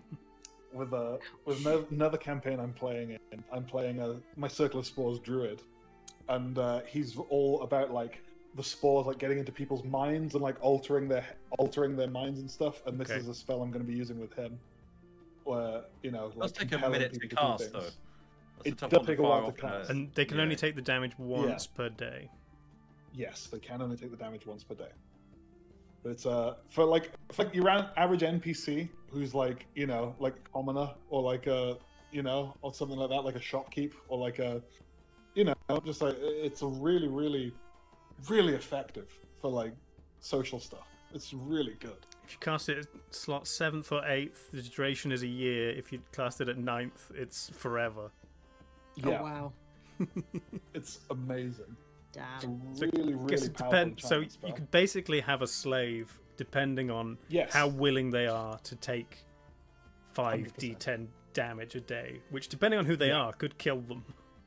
Yeah. It is wild. Like it's such a good stuff. It's Damn. really fun. I love spells. I don't know if it's the MTG player in me, but I love looking at spells and like figuring out like wacky interactions. Not necessarily breaking it, but just like what's like an interesting thing I can do with this, And it's like it's really fun. I think looking into like how that works. Like it's definitely trained my brain to be a lot more to pick up on mechanical things like that. It's really really fun. I mean, I liked using Meld into Stone to hide from Oh, that was- the mob. That was good. good. That was I good. enjoyed That that. was That was really like, yeah, That was really good. So fitting as well. yeah, exactly. Yes. It's like zoop, I'm out. I am stone, Yeah. and I am stone. Yes. That's what I mean. I'm stone, literally. I have a spell-related question actually. When it says, like you touch one willing creature, can that be yourself? Yes, Cool. Yeah, I guess so. I think Neat. it can be. Unless Yeah. it says Think you think can't. Magpie might be taking Dragon's And- Breath on her next level up. Oh, I you can mean, definitely I hope- cast Dragon's Yeah, Breath with on fire. yourself. Yeah. Yeah, Because I've Cool. been using guidance on myself quite a lot, and that's Yeah, the yeah. same Oh, that's thing. Yeah. true. Yeah. Yeah. yeah. I think it would only be different if it said like another willing creature. Yeah. So like Yeah. that'd be like, other than yourself. Yeah, Touch one there's willing creature. like I think it's like wizard conjurers can like do like they swap places with someone in teleportation. Yes. It's like that's Yeah. a willing person, and you obviously if you cast it on yourself, then that would work. And things like Yeah, Dimension for sure. Door, you take a willing person with you. Yeah. So normally when it says it, it's either means yourself or is something that you're casting on yourself, and you can add And someone else to Yeah. it. Yeah. Yeah. It's cool. And I look forward to Dragon Breath Magpie. Yeah, 100%. I'm just trying to give her as many fire spells as possible. Okay. You're specking into fire, and then you're going to get something that makes all fire spells more powerful. Yeah. I don't think Might there's be worth anything like looking that. at, I mean, well, Magpie's draconic bloodline Bloodline. is her and draconic ancestor is a gold dragon. No, was it gold dragon or brass dragon? Whichever one it gold was. is fire. Yeah. It's fire. Hmm. Yes, which means that if she levels up to whatever level it is, she gets bonuses for casting that type of spell. Oh, I really? think something along That's- those lines. Let's have That a was- look at This was a Draconic deliberate choice. Bloodline. Yeah. Sounds right. Yeah. Yeah, it might be worth looking into Elemental Adept, which is a feat that you can get, which is where if something is resistant against fire, it's like not anymore. Oh, nice. Which is really good because fires are yeah. very commonly resistant. Thing You is, get like, my resilience, whole affinity. my whole thing with Magpie is just that she's a loose cannon and is becoming a little bit more so because of like the skills that she is learning by being a sorcerer. So at 6th level, you add your charisma mod to 1 damage roll, fire. Right. Yes. 14th level, you get dragon wings and you can fly. Yeah. I want that. Yeah. Magpies just don't want to be dragon.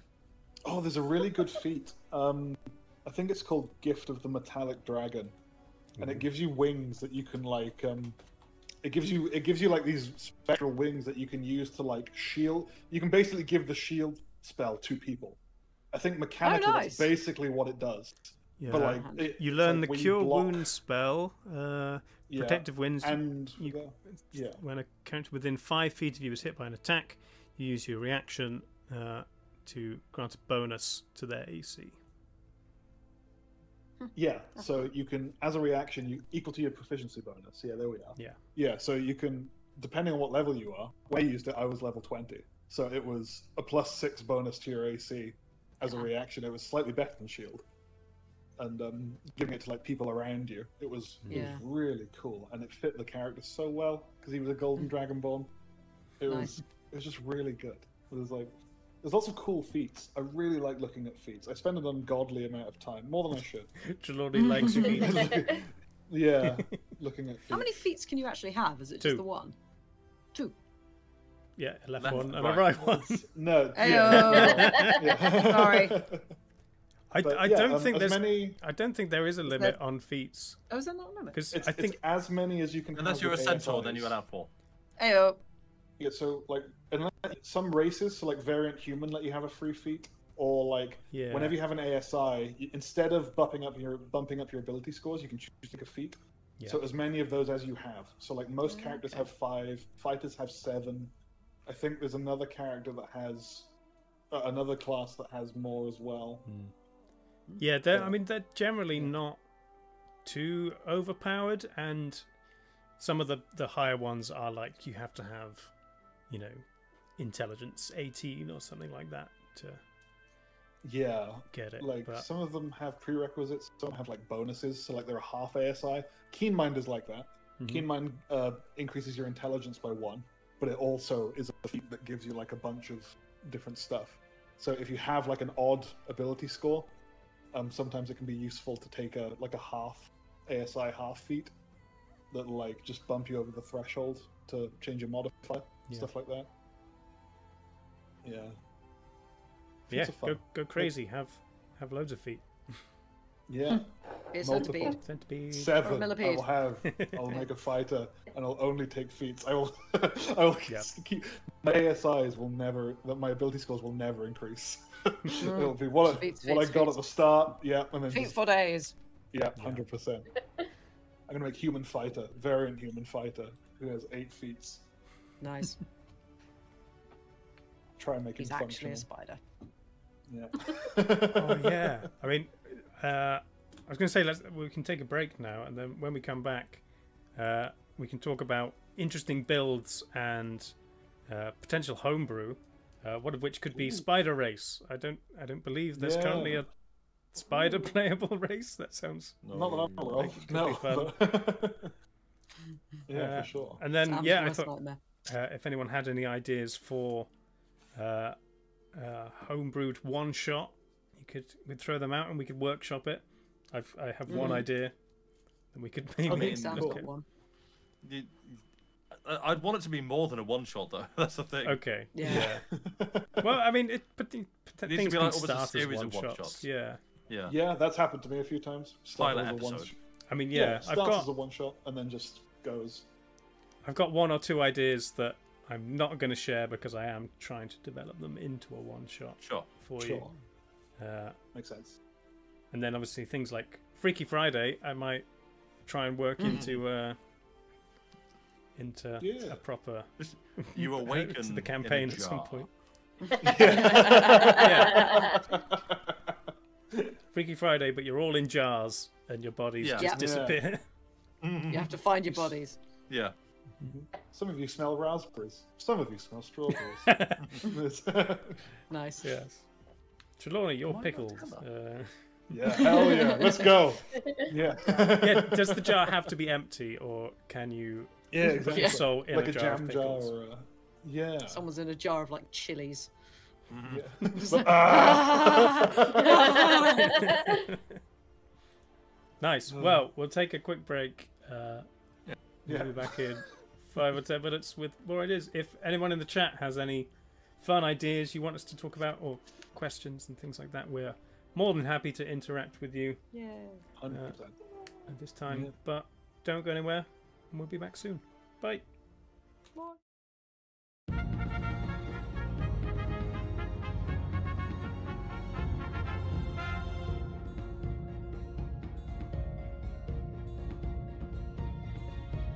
Have you heard the stories?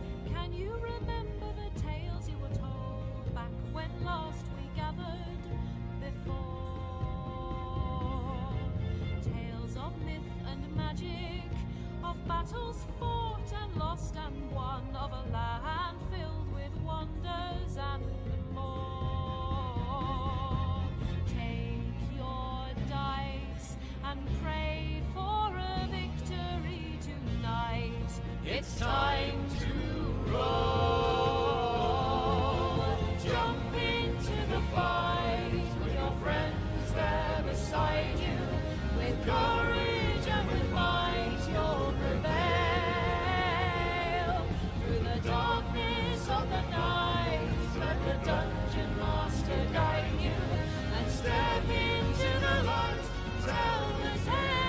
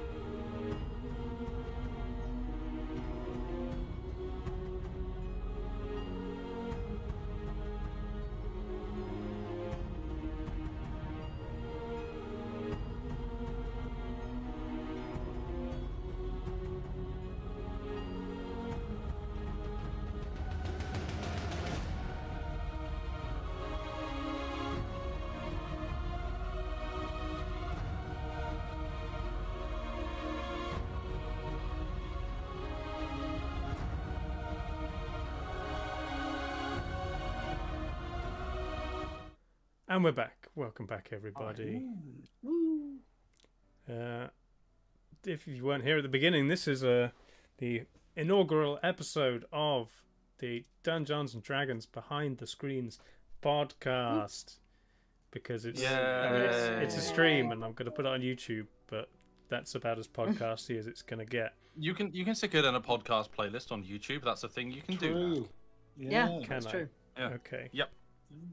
Good. It's literally a category. Did you just get the audio? Was the video there as well? No, it just plays it as a video. It just titles it as a podcast. And I guess So if YouTube decides. Nothing changes except that No. it says it's a podcast instead of a. No, we do it on Chilliteracy as well. Okay. Our Chilliteracy, where Lucy and I show our faces and no one watches. I didn't on say YouTube. you could plug Wow. your other projects. Hey, come and watch, come and listen. Oh crap! Old books. The crook just comes in from Australia. Yeah.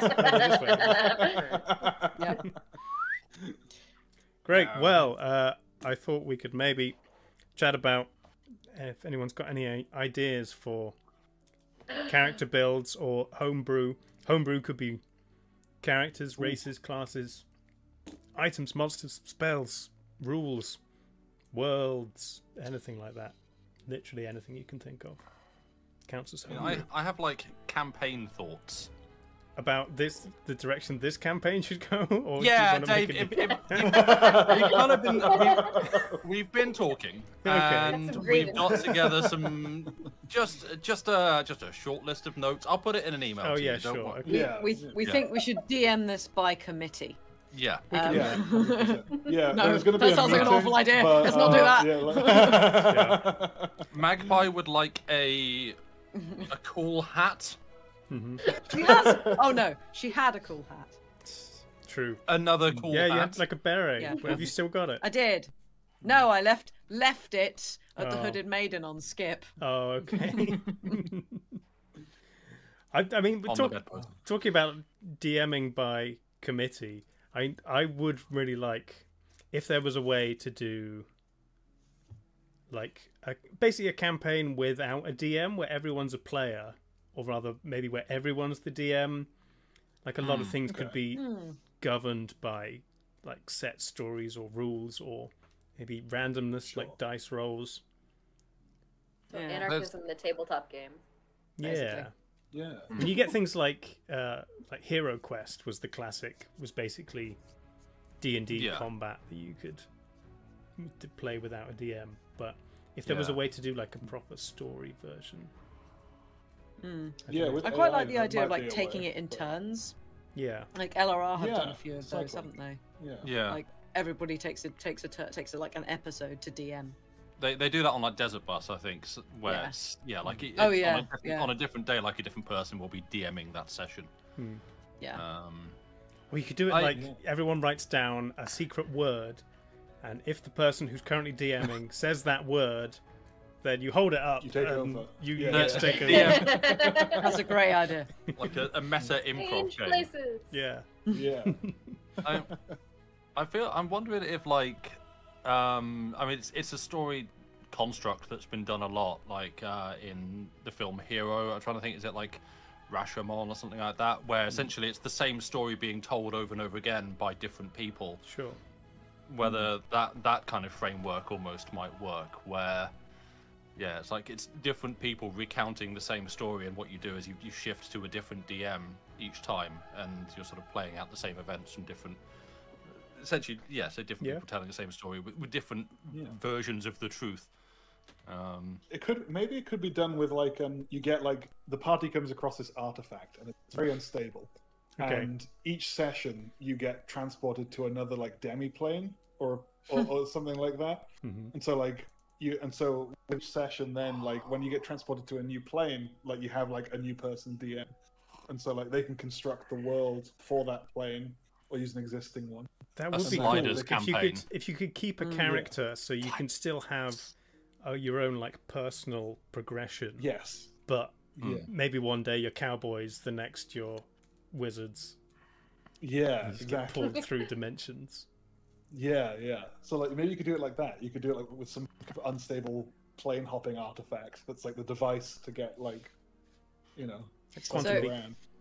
Yeah. Arian did a mini campaign for. That's what. Oh yeah, there we go. Yeah. Yeah, that was a book though, wasn't it?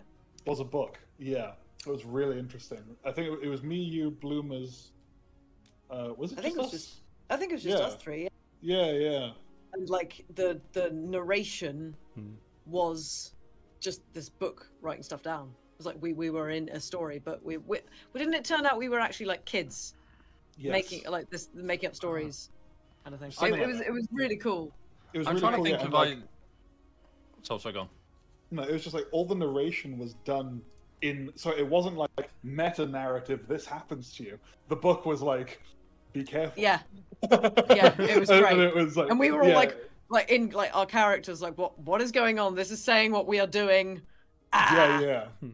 Yeah, it was really interesting. It was like, yeah, because all of the narrative you usually get in meta from the DM was coming from the character perspective of reading the book, where words were appearing on the book, like as we were doing stuff. It was really interesting. I'm And, really there was a glad lot of that plane worked. hopping with that.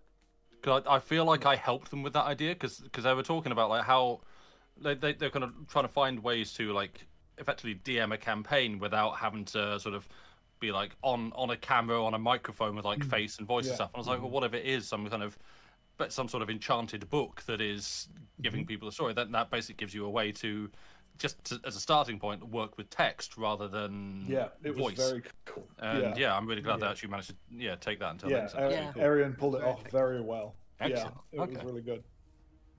Yeah, That's cool. yeah. So something like that's what kind of planted the seed for that sort of idea for me, because that would probably be a good way, that would possibly be a good way of cycling like DMs as well. You could kind of Yeah. you know, make it work like that. Yeah. There was a suggestion from the chat, a Shantificer, College of the Sea Bard, which I'm guessing just artificer like or something. Yeah, I mean probably a bard with sea shant, just kind of bard pirate swashbuckler, but maybe you could make a new thing.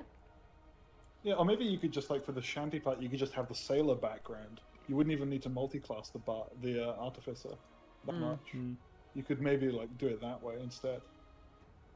But you want like specific. I mean, obviously all the sea-based spells like control water. Even like Hadar's hunger with the tentacles. Yeah. But you can make it more That watery. That was a character build that I thought that was a very interesting idea. So Artificer is really tricky to multi-class, at least in my opinion. Like there's only a few things that work with it. It's like Arcane Trickster is one, like Echo Knight is another. There's like Wizard is good, so stuff like that. But another one that I thought, what if you did a Warlock, who's like, so you've got Artificer. However, I don't know the level distribution exactly, but you go Artificer, Fathomless Warlock, and your goal is to build a body for your patron to inhabit. And because they're the Fathomless, they've got to be able to exist outside of water. And so you like your goal is to build like a construct for your patron to exist within, or something like that. That could be a really cool idea. It would be a bit weird because you're depending on a few different, on a few different stats there. But if you rolled well for your stats, then it might be like an option. I've been trying to think of like really wacky like multi-classes recently, and that was one of them. Well, maybe you could do it like completely outside of D&D and just have like a general pirate story, but every spell or ability or attack is specifically tied to one actual sea shanty, and there'd have to be something unique about that particular one and what you focus on, because obviously there'd be a lot of like cannons and swords and rum. Don't know how you find different things well, you could about do, like, different stuff. Well, I guess you could do like, you could flavor it like so maybe like say the chorus from the curse that maybe casts the Bane spell. That's the vocal component. Sure. Nice. Right? Or like stuff like that. Or like you could maybe like Moby Duck. Summon a duck. You could, like, Actually, we do need to just do a one shot where we kill a giant duck. Surely. I mean, 100%. the Critical We haven't Role found the final have already boss done yet. that. Oh, Oh. damn. Well. Critical Role did it with the guy from Napoleon Dynamite. They did a one shot with him where he'd played. John Hader. Yeah, he Wow. played a barbarian whose animal I've seen totem that. was a duck. Amazing. They fought a massive duck. That is wonderful. Wasn't Moby Duck, is- but it that was is- a giant duck. Wasn't specifically Moby Dick. Yeah. Yeah. And I know it's Quack Like Cthulhu. the- Yes, sorry. sure. oh, great. Oh, nice.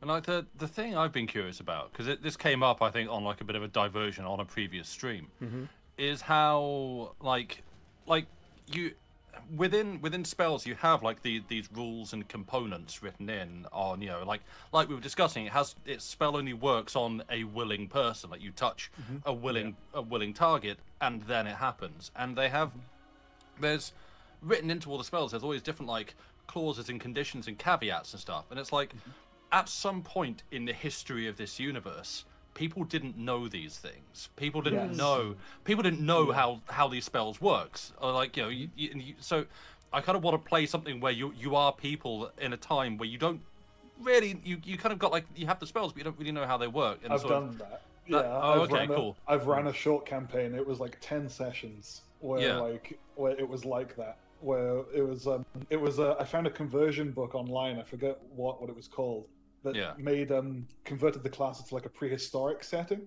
Right. And so like you had druid with shaman, like cleric or something else, like wizards would like do like cave paintings, and that was how they like did their spells and stuff. Yeah. And it was so cool, but like it was that thing where like you didn't really understand the parameters of the spells in character. Yeah. So like trying to apply them and trying to learn them and trying to like figure out what didn't work was really fun and really interesting. Yeah. Yeah, well, some things And, are, like- are weirder than others. Like there's an old joke about it's like magic casters in D&D discussing how they got their powers. It's like, oh, mine was bestowed by my ancient deity. The wizard says, I studied for 100 years to learn everything I know, and the bard is, I insulted a goblin once and it died. Right. Yeah. Like, The bar's just there, just jamming along. He's like, I don't know. This. and like that's it. Like that's and because I think it's we're talking about that like a spell that has to be cast on a living thing. Like you can't cast it on something that's dead. And so and we were discussing like, well, okay, so what constitutes living in this world? Like almost as like a scientific experiment. Like if I cast this spell on a tree, what happens? Yeah, Because- it's like when we were talking about the value of things for Yeah. components. Yeah, How exactly. does the spell know what's alive or what's Yeah. dead? Yeah, and that's the thing. It's like it's like, well, I have this spell. I've whatever the hell, I can't think of one.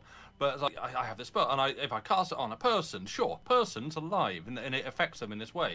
If I cast it on a tree, what happens? Oh, it also affects the tree. Well, I guess the tree's alive, and almost like using your spells in this haphazard scientific capacity to like feel out the world and be like, oh, okay, well then, and I cast it on Answer a some rock. big philosophical questions.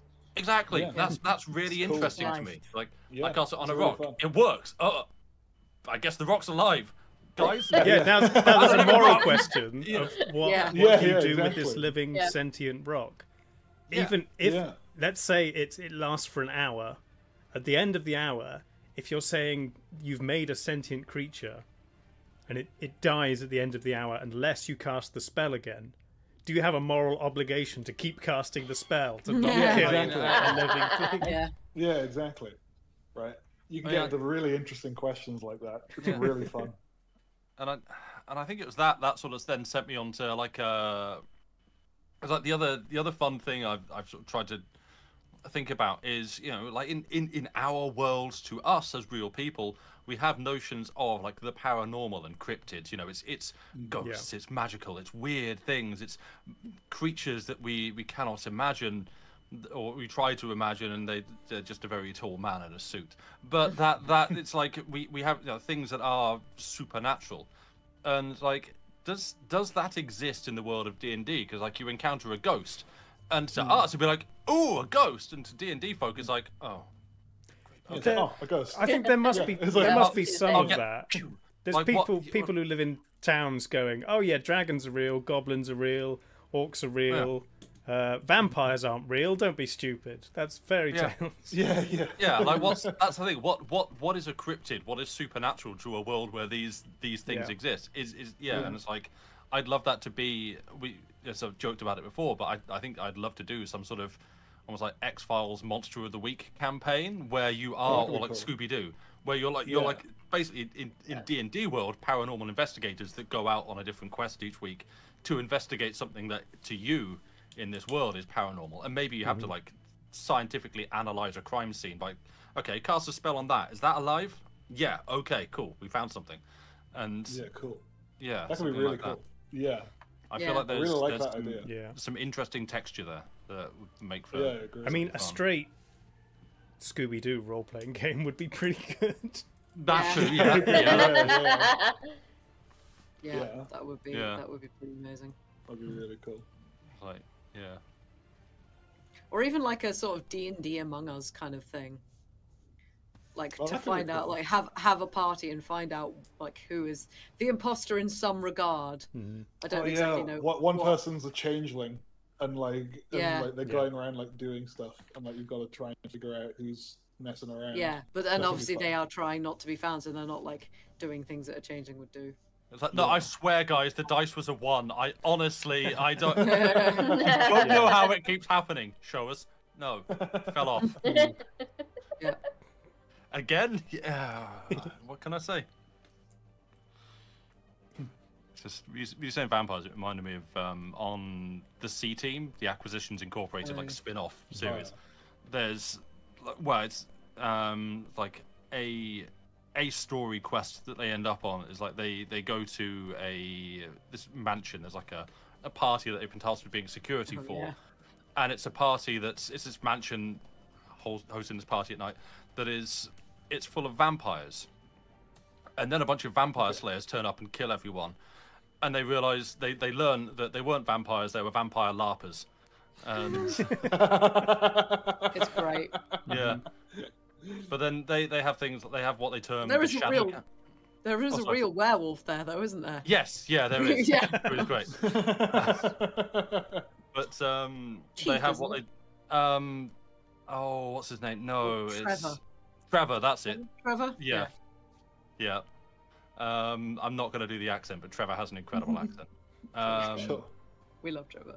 Yeah, and they like, what they term like the Shadow Council, which I think it's evolved over time, but back then it was like chat was the Shadow Council. So they would put a vote out to chat to decide like, are these real vampires or are they vampire larpers? And then that would like divert the story. And I think they actually kind of wove the Shadow Council actually into as a The narrative. yeah, the actual like overarching narrative as these sort of dark eldritch gods who are pulling the strings behind everything, and it's really fun. cool. Yeah, That's cool. yeah. There's some great stuff you can do if you get meta and weird. Speaking of putting things to chat, I have been thinking, Yeah.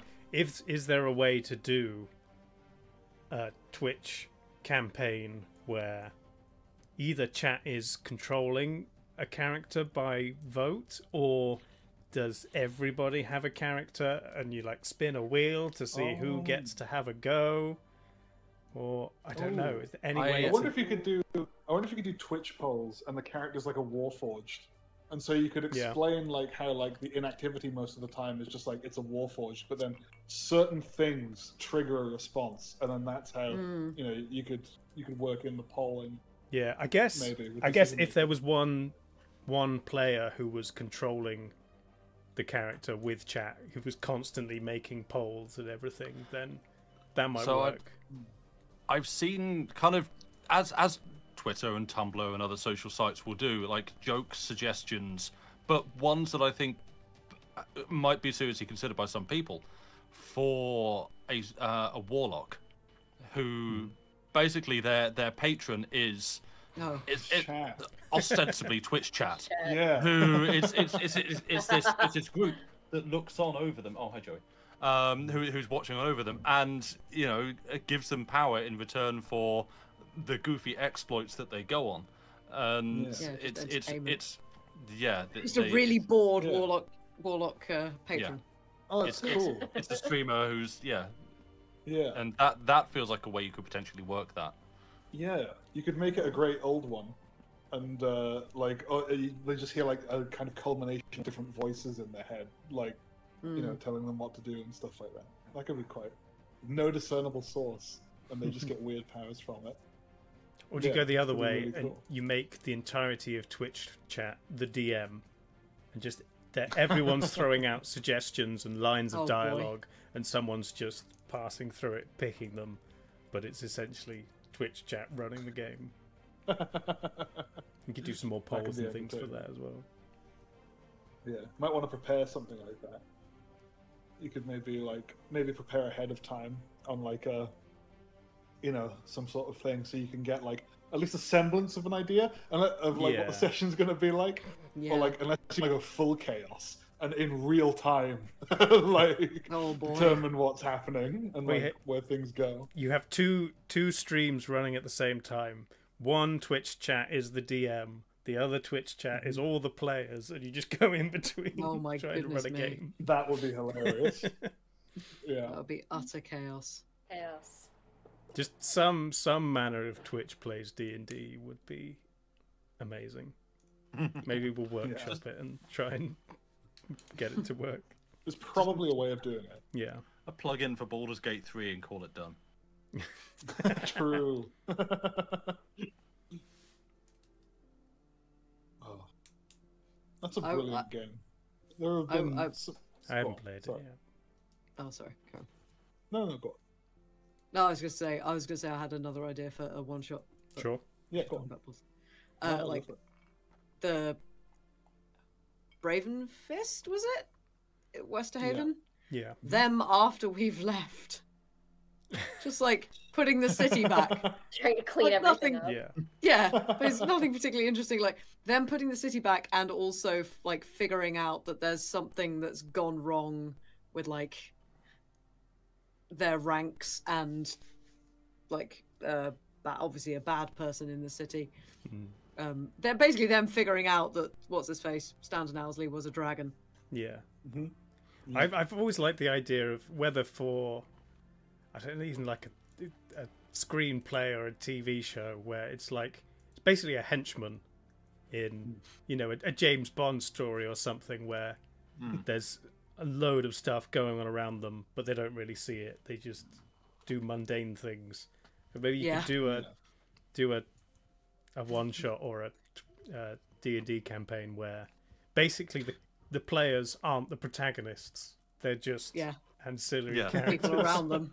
Yeah. Yeah. I've yet to watch Lower Decks, but it feels like Lower Decks. Yeah, I mean, they Star kind Trek of always end up animated film. inserting themselves into the main storyline. Yeah. That would just do it from like the perspective of the turtle who runs the shop, whichever shop it was in Westhaven. Just no idea what's going on. Just going about his day. You're a guard. There's an explosion and screams, but you've been told not to leave your post, so you stand still and don't get involved. Yeah. You have 50 hit points. Yeah. This is more than your job's worth. Yeah. Yeah, in general, the you are not the protagonist concept is, again, that's a very interesting one to actually play with. Like this is not your story. This is not about you. You are not the hero that is here to save the day. Off you go. That is interesting ground. Yeah, it is. Could we do a one shot from the perspective of Father Bucket's horse? What does he do when he's not being summoned? You are summoned into existence. You are falling 120 feet. Exactly. Your legs no break idea what's and going you on. poof out of existence again. Yeah. The idea that Sax Panther has a whole other life in another dimension, but occasionally gets pulled out of it. Yes, And well. turned into a horse. Yeah, maybe he's in cahoots with Pebble, and maybe maybe Pebble's an interdimensional dog as well. Yeah. That could be interesting. I feel like doing a honey heist one shot could be quite fun in this That could world. be fun. Yeah. That could be cool. Right. There's lots of really cool ideas, stuff like that. Well, I think when I built the world, I wanted to make it as kind of fleshed out as possible, even if I didn't know every little detail. The general idea was there, so we could, in theory, jump about, do other stuff. Yeah. Yeah, no, it's really interesting. When you're saying like what is Sax Panther up to on his day? Like that. That could be. Absolutely. Okay, It's just sure. I knew I'd seen on the internet a picture of a horse playing a saxophone, and I'm glad I was not wrong. Hadn't just taken a head injury and hallucinated it. Oh yeah, Prola saying the Penumbra could be interesting to follow. Yeah. Yeah, being agents of the Penumbra and being sent on like one of their missions that's maybe tangential to the campaign somehow, or like, Yeah. you know, Yeah, or something a like, bit more maybe- serialized, where you're like a group of people and you're sent out to do a thing, but you kind of end either the episode or that general mission with a sense of the status quo going back to what it was, and Yeah. yeah, it doesn't really affect anything long term. The credits roll and you go back to the office. yeah. Yeah. I really like the idea of the aftermath of Westerhaven. Maybe instead from the Penumbra's perspective, because I assume they've set up like Oh yeah, connections because they went and away. established. Yeah. So like, what did they do to like haul out, and like, what did that look like, and like, where did they go, and like, do you know what I mean? Like that would be. How did they get out past the lockdown? Like, how did like, did they have advanced knowledge? Did they like? Do you know what I mean? It's like there's loads. Did they steal the prince? Yeah, right. It's like there's loads of cool stuff that you can do with like stuff like that. I love it. Yeah. I love it. Maybe. Maybe. The other idea I had for a one shot is Squid Games. Nice. Oh, Just a whole bunch. That might be something to do with Twitch chat. Actually, we could do D&D Squid Games. Everybody makes a character, and then I just make a whole bunch of challenges, and they all have to tell me their roles, and anyone who's below a certain role on a certain thing is just dead, and then we see wow. who's got the best character. Maybe after every challenge, they get to level up. And then you could even have like the nighttime thing when they all attacked each other. You could just have a big battle royale for a few rounds and see if anyone dies. You could have one where you just have chat vote off, like each round have chat vote off who they don't like, and everybody has to. Like Big Brother in D&D. Yeah, like Yeah. audience vote. Yeah, audience vote, audience participation. Like that. Yeah. We could just do that in the main campaign. yeah. I'll throw a poll up. No! Who don't you like? I'll kill them. Oh, maybe you could have chat like vote on like items or something that they get, that people get, or like maybe like advantages or abilities or like consumables. Well, there maybe was different one potions. thing that chat did during one of the Q&As that I promised them I'd do that I haven't yet, but should be coming up. So Oh, There I is think a I know thing. what that is. Yeah. I think I remember. Nice. Yeah, it's cool. Yeah, there's loads of interesting stuff you can throw into a campaign like that you can't really do when there's like not a chat watching. Do you know what I mean? It's like it adds like another layer of like stuff and just like cool interactions that you could set up. Like I like the idea of having a character that chat is basically marionetting. Like that sounds fun. Yeah. maybe, I'm really into this. Just in general, Twitch plays D&D series now. Maybe we kind of work it from. Wait, are we being replaced? Yes. Yeah, just me and chat. I don't do the rest just of you. Yeah. You just have random chatters like cycle into the Discord and into the VC. And No, just- but having like different sessions where they're different things, like sometimes they're all playing one character, sometimes they've all got their own characters, sometimes they're the DM. And just yeah. making Oh, that could different be ways. fun. Because I think before I had this, I was just desperate for any kind of D&D or roleplay opportunities. So I'm sure there's plenty of people out there who are in the same situation. For sure. I still would absolutely love to actually, because I've never played D&D in person. Yeah, Like, that's another thing I'd love to do with just this hire campaign. a big table At some point, somewhere. we'll all meet somewhere. Yeah, 100%. Yeah, it's like in theory, it's pretty feasible, apart from Bloomers living. Bloomers in... is the furthest away. Yeah. North. Yeah. Yeah. And Yeah, Andy north Pants, of the if you want to north, come too, that's a bit of a trek. Yeah, It's a little bit there's a bit of a difficult. pond in the way. Yeah. Yeah, a bit of water in the way. Yeah. We just get a How are really you- big table. Yeah, true. Yeah. Goes across the Work. Atlantic. Yeah. Across, it's called a bridge. Yeah. Dice roll all the way down the road. Oh! Yeah. That's there somewhere. Get a rail There's gun for somewhere on launching Greenland. dice across the ocean. Yeah, Yeah. that'd be good. But yeah, no, that would be cool. Cannon. Yeah. I'm not too far Yeah. away, so that would be doable. Yeah, you're. That's the Yeah. thing. Is like the only person who I think it would take a bit more effort. Yeah. Yeah, for travel-wise sure. would be Bloomers. But then, Yeah, 100%. like I've mentioned this to Sam before. It's just like actually it would also probably be quite a good thing to do, simply because, like availability wise, like actually like set aside like a whole day or something, film a batch. Yeah. That's probably a good of idea. Actually, in person D&D. Yeah.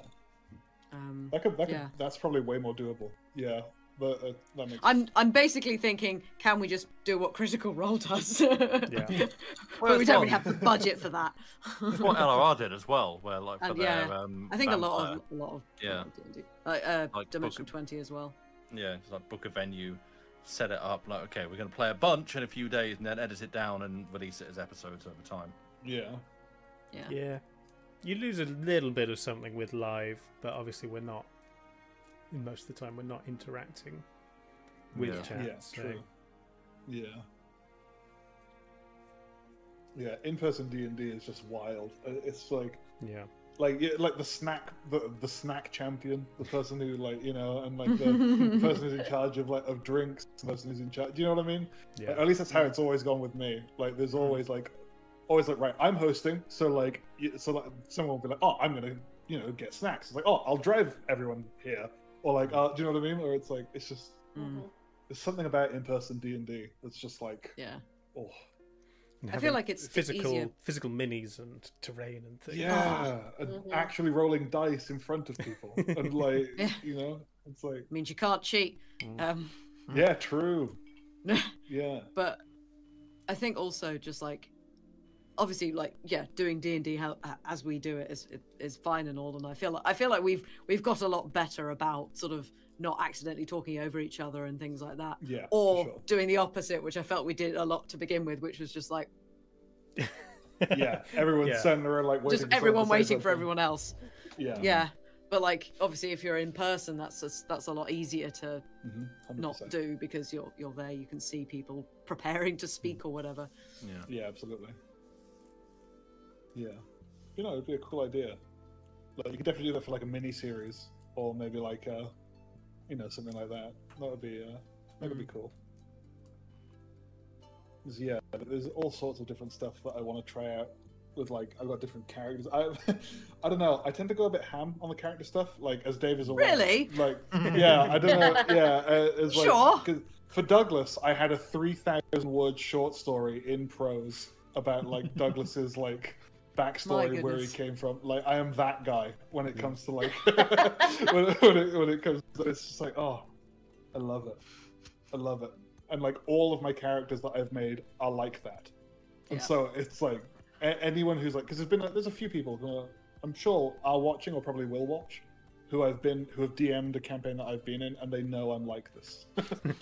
Where like, you know, and it's like, I'm very and when I see that like a DM has like gone through the backstory and like includes something that's like, it's like, oh, only I Yeah. know this. Yeah, But it's I like, really oh. appreciate that, like, yeah. Yeah. I really appreciate someone's gone through that and has gone to look for it. It's really cool. I love Yeah. that. Yeah. It's like,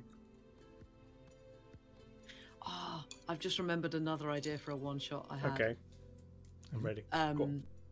Everybody is a specific type of mum or parent in maybe like a parent-teacher evening or something like that. Okay. I just had in my mind the idea of a barbarian character who is just the most passive-aggressive, like, you know, the mum who's always got like your classic kind of sitcom mum who's always got like a red wine glass in hand, and who nobody says anything bad about her kids, and if you say something bad about her kids, she will put her wine glass down and she will just take a deep breath, and it's just like that's her rage. Yeah, okay. It's just passive aggressive kind of wine glass. Like, what did you just say? And it's just like, oh wait, there's something there, there's got to be something there. Or just like an office, yeah, like some kind of like school or office environment, and everybody is very normal, but everybody is still kind of a class in D&D in their own weird way. Basically. Cool. Saying Karens are automatically barbarians. Yeah. Yes, absolutely. They're nothing else. They are 100%. definitely barbarians. Sure. Oh, amazing. You can see that. But yeah, or Well, just like a teacher and kids, and someone plays the teacher and someone plays like a bunch of kids, and like one of them's a monk, so therefore climbs over everything. One of them's a barbarian, just tantrums everywhere. Yeah, one's a rogue and nicks like seconds from the cafeteria. Yeah. Stuff One's like a that. wizard, and you just can't take them away from books. Yeah. Yeah, that could be cool. So, yeah, D&D characters doing real life things could be a good one shot. I think it's been joked about a lot, but like our own D&D characters playing D&D within their world, where so we're role playing someone who's role playing essentially ourselves. It's like in Fable, like in Fable 2, and I think they did it in Fable 3 too, where they have like in Fable you're playing the character, but then like there's like side quests where the people playing D&D, and you get like magically changed into a character into that D&D thing. It's only like a short side quest. But it's like I love the meta idea. I think that was another Critical Role one shot where Ah, damn. Grog, really? the kind of less Oh, intelligent the quest for barbarian, Grog. ran a D&D campaign Yeah. in their world. Yeah, that was spectacular. Grog is great. We love Grog. But yeah, also like just even like one-offs of in the middle of campaigns where like you know, you have a special event, or you know, you're doing a time skip like 6 months where nothing happens, and you just role play everyone living their lives. I think that can be a good narrative device. Yeah. Pyrola said a while ago, talking about Yogg's quest and then thinking about John's quest. That was actually something that I was working on for quite a long time that we never ended up doing. But I've still got all of the things somewhere. Maybe at some point I can go through it and show people.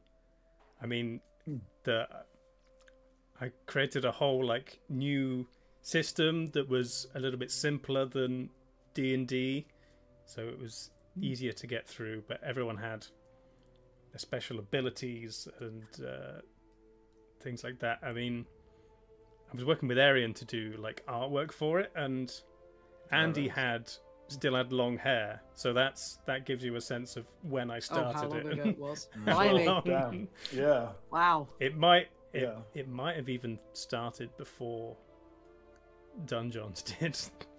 Try to work on that. But Oh wow. I'll dig that out, and maybe next podcast we can have a look at that. Yeah, that'd be cool. Yeah. Also, sorry, Cindy's just brought me food. Hey.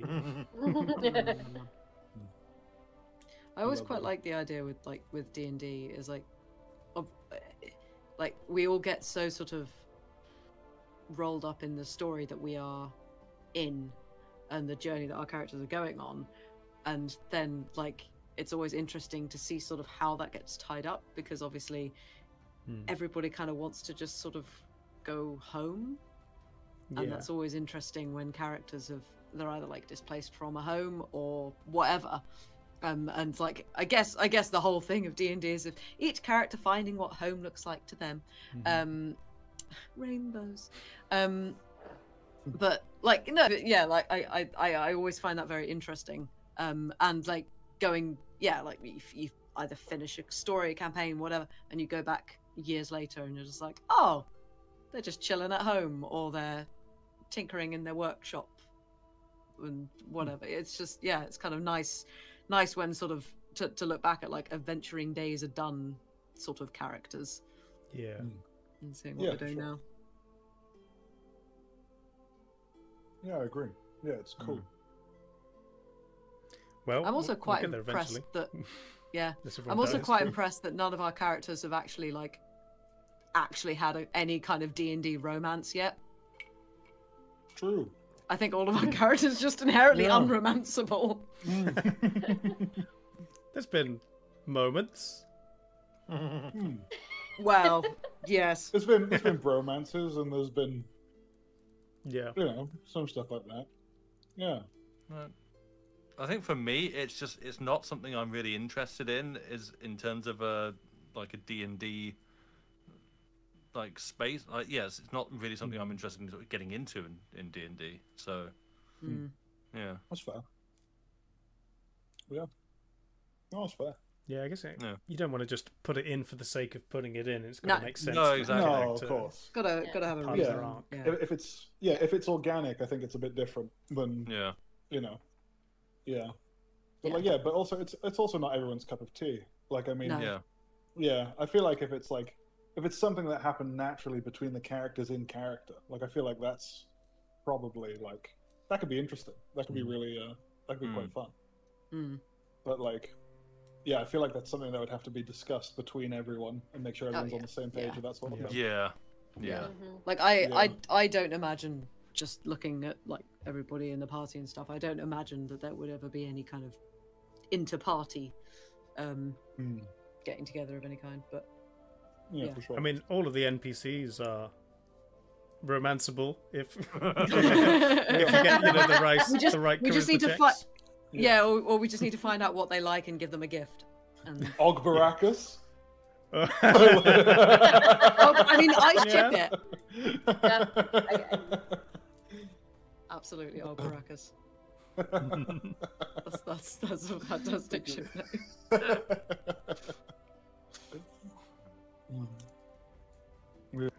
Yeah, no, it could add an extra dimension to the character stuff for sure. It could lead to interesting RP. Yeah. It's just kind of interesting that like none of our characters so far have anybody, whether like romantic or otherwise, like nobody seems to have yet a particular person or people that they like feel that they need to, I guess, protect, or they need to go back to, I guess, or there's any kind of developing relationship there, because everybody's kind of got complicated relationships with family. Yeah, I guess it's kind of like the classic superhero trope of dead parents, in that's what leads to this kind of hero out on the road looking to right wrongs. The people who tend to do that are, the sit at home with a stable family type of people, at least in, literature or fiction. Yeah. Magpie suddenly realised she's really Mrs. Bucket. No. You know where to find him. He's still there. No.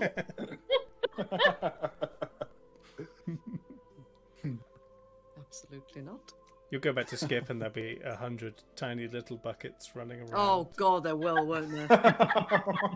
Oh, that would be great though if we came back to Skip and it's Bucket and Mrs. Bucket, who's also got a bucket on her head. Lots of tiny buckets riding tiny black horses.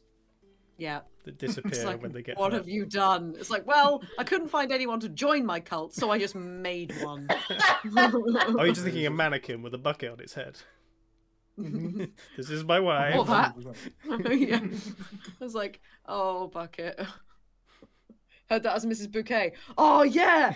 This is Hyacinth Bouquet. Yeah. It's pronounced bucket. Yep. Yes.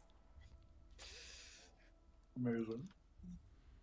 Okay, here's a homebrew class for you. Go on. I call it the Gambler.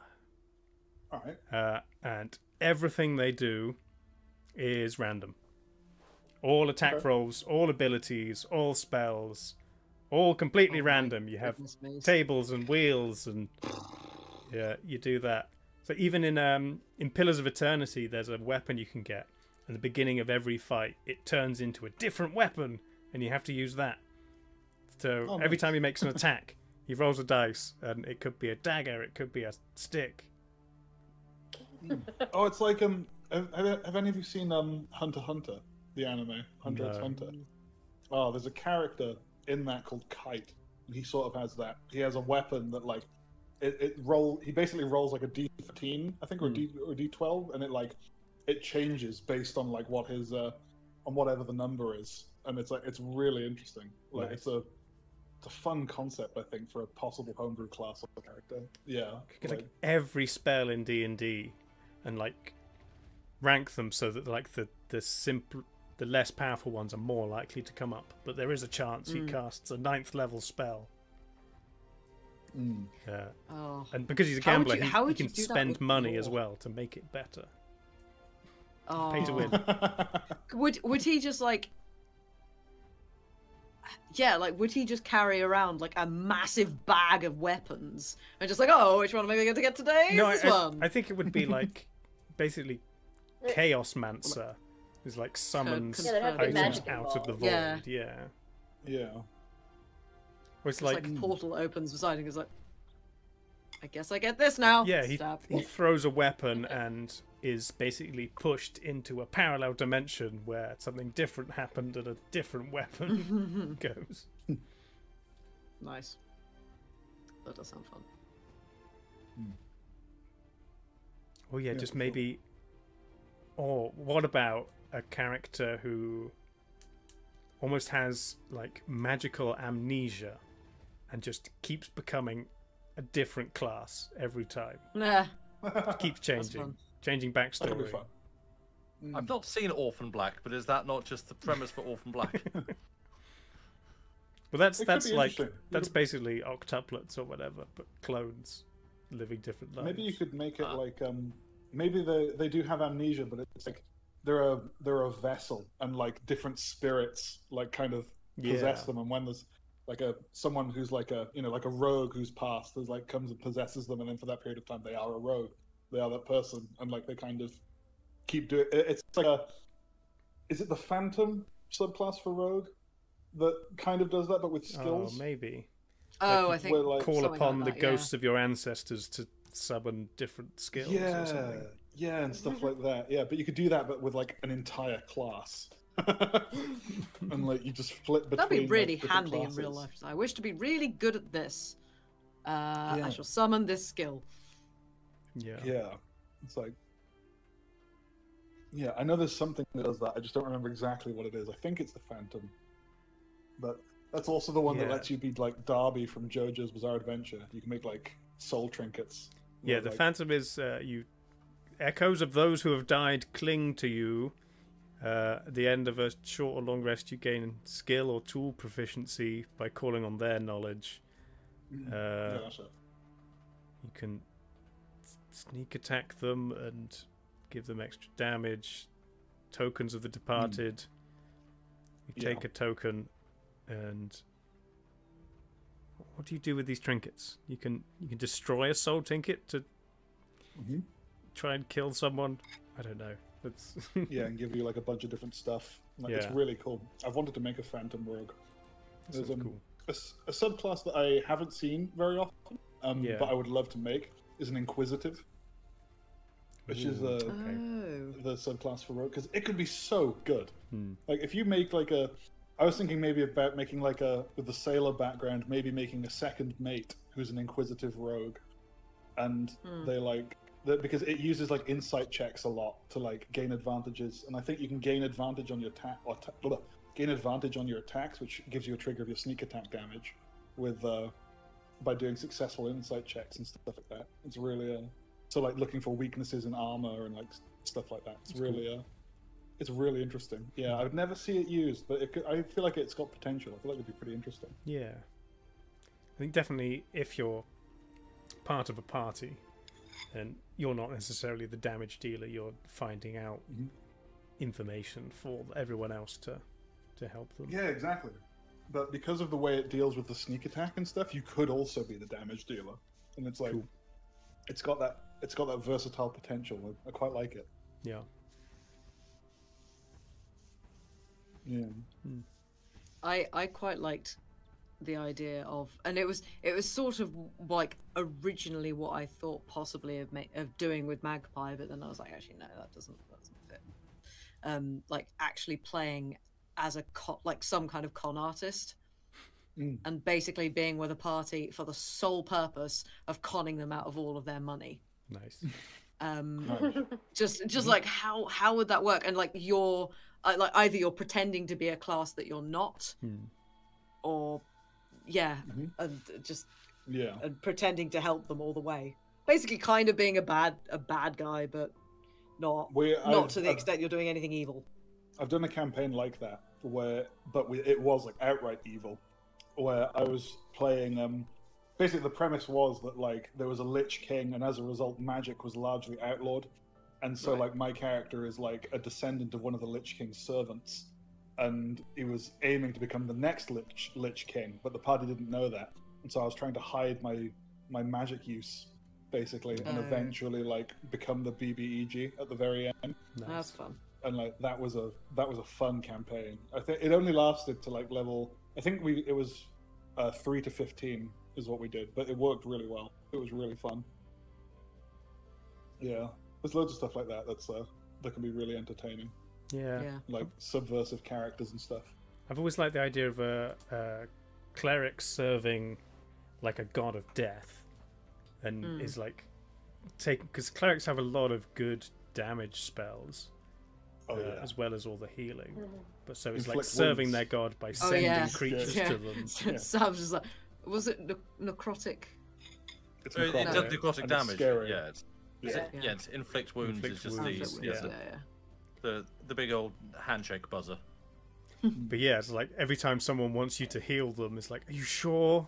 Would you not rather just give up and drift off? It'll be fine. Yeah. Every time someone gets hurt, you're trying to persuade them that they don't want to get healed. They just want to give up. Just trying to make everybody around you depressed, basically. I was like, you're such a buzzkill. Yeah. Yes, I am. That's the idea. Yeah, you're just role-playing it, always trying to depress people.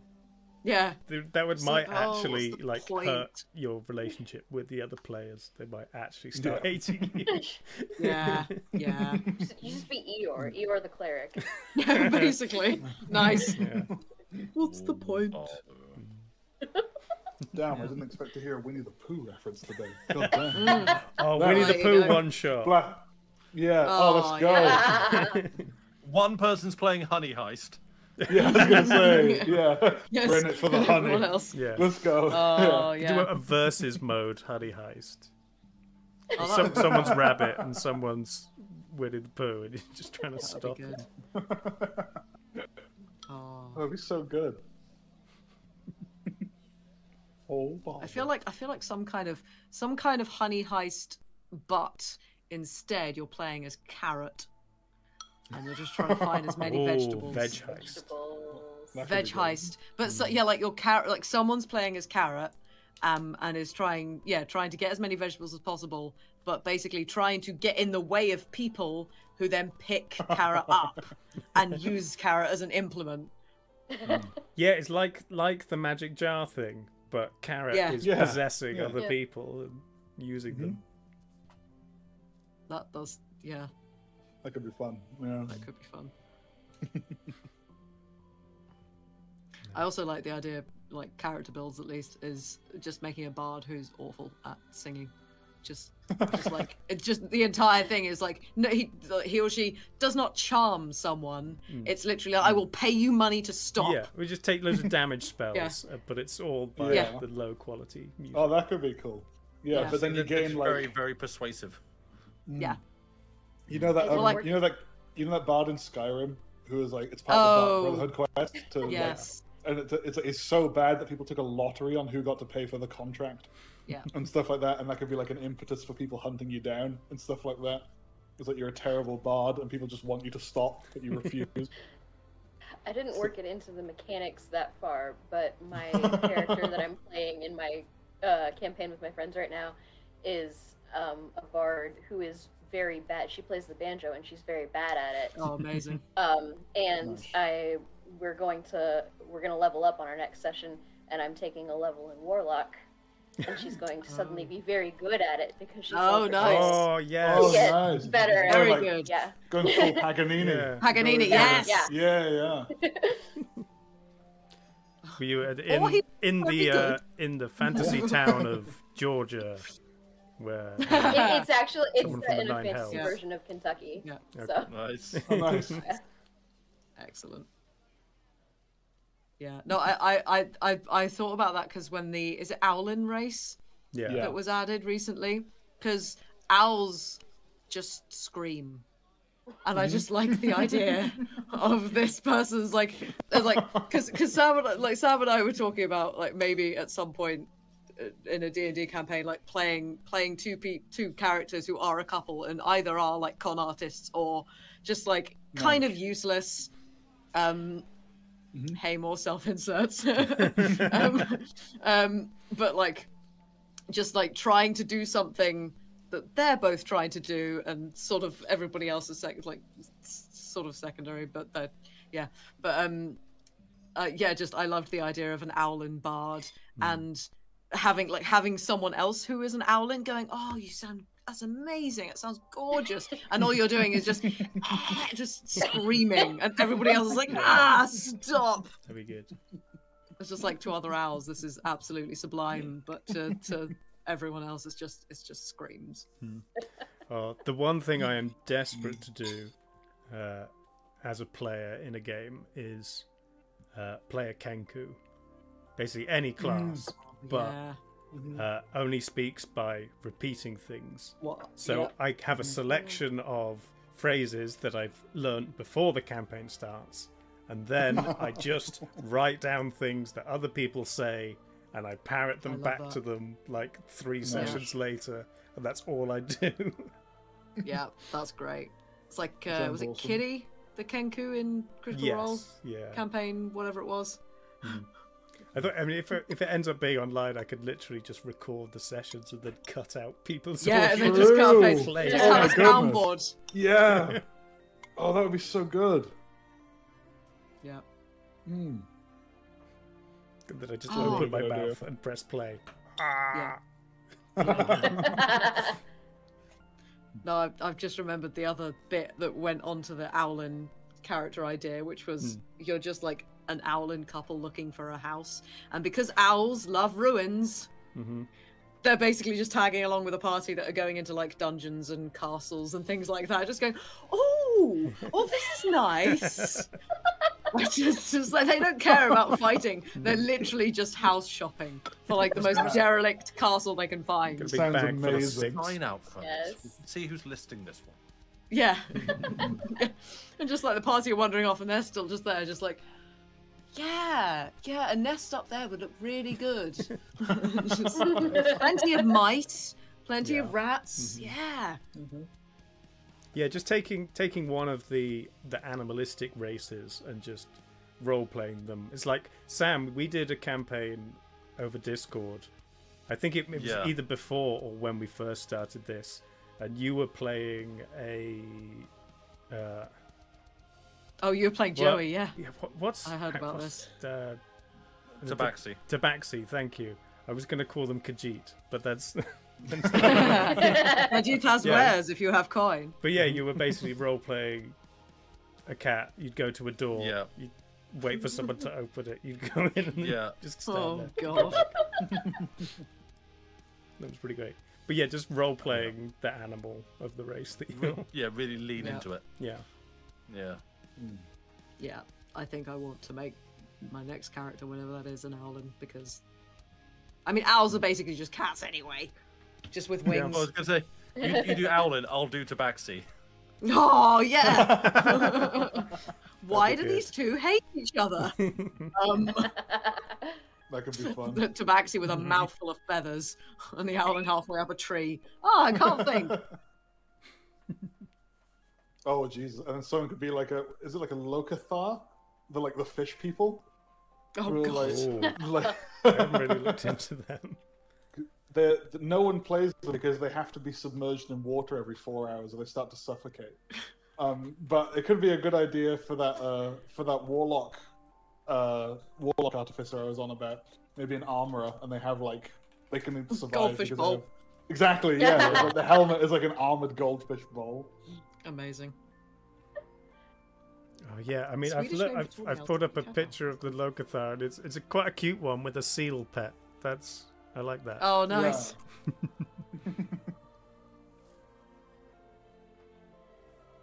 But yeah, that's interesting. Wow. I mean, seals are basically sea dogs. Yeah. It's just a dog. Mm-hmm. You just get one of those going around clanking about in armor, talking about the Deep Lord, and just won't stop. Well, except, would it be able to talk, or would all you hear would be? Yeah, true. Yeah. Yeah. I mean, Bob- everything from- speaks common because Yeah. I mean, all the playable races kind of have to. Otherwise, Yeah. role playing a character that doesn't speak the same language as other characters could be fun. Yeah, it is. I mean, Ogber's yeah, He's got enough Yeah. to, He's- hold a- yeah, it's really fun actually, because the thing with Ogba was I have to think about what I'm gonna say, and I have to figure out how I'm gonna distill that down to Yeah, 3 or then you 4 have to- words without connectives. yeah. And that's really a really fun thought experiment to be doing on the fly. It's definitely made me think about word choice and stuff like that. It's but then it can't be a word that's too advanced for him to know. So it's in simple words. It's it's something I think I'm going to get better at the longer I play him. But it's interesting. It's fun. Yeah. I like the idea that it's something you're going to get better at the more you play him, which my mind interprets as his vocabulary is going to get it's going to get worse. Yeah. As you distill it down into fewer and fewer words, Ogba, what's happening? Why are you regressing? Yeah. Ogba spot.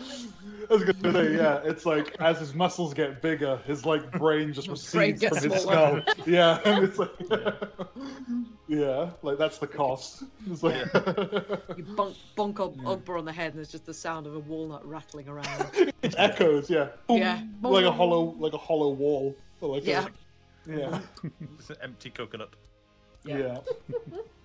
It's who's intercepted Ogber's brain cell today? Yeah, no, it is gonna be fun. I can't. When I saw that I had a 5 in a stat, I was like, oh, this is gonna be great.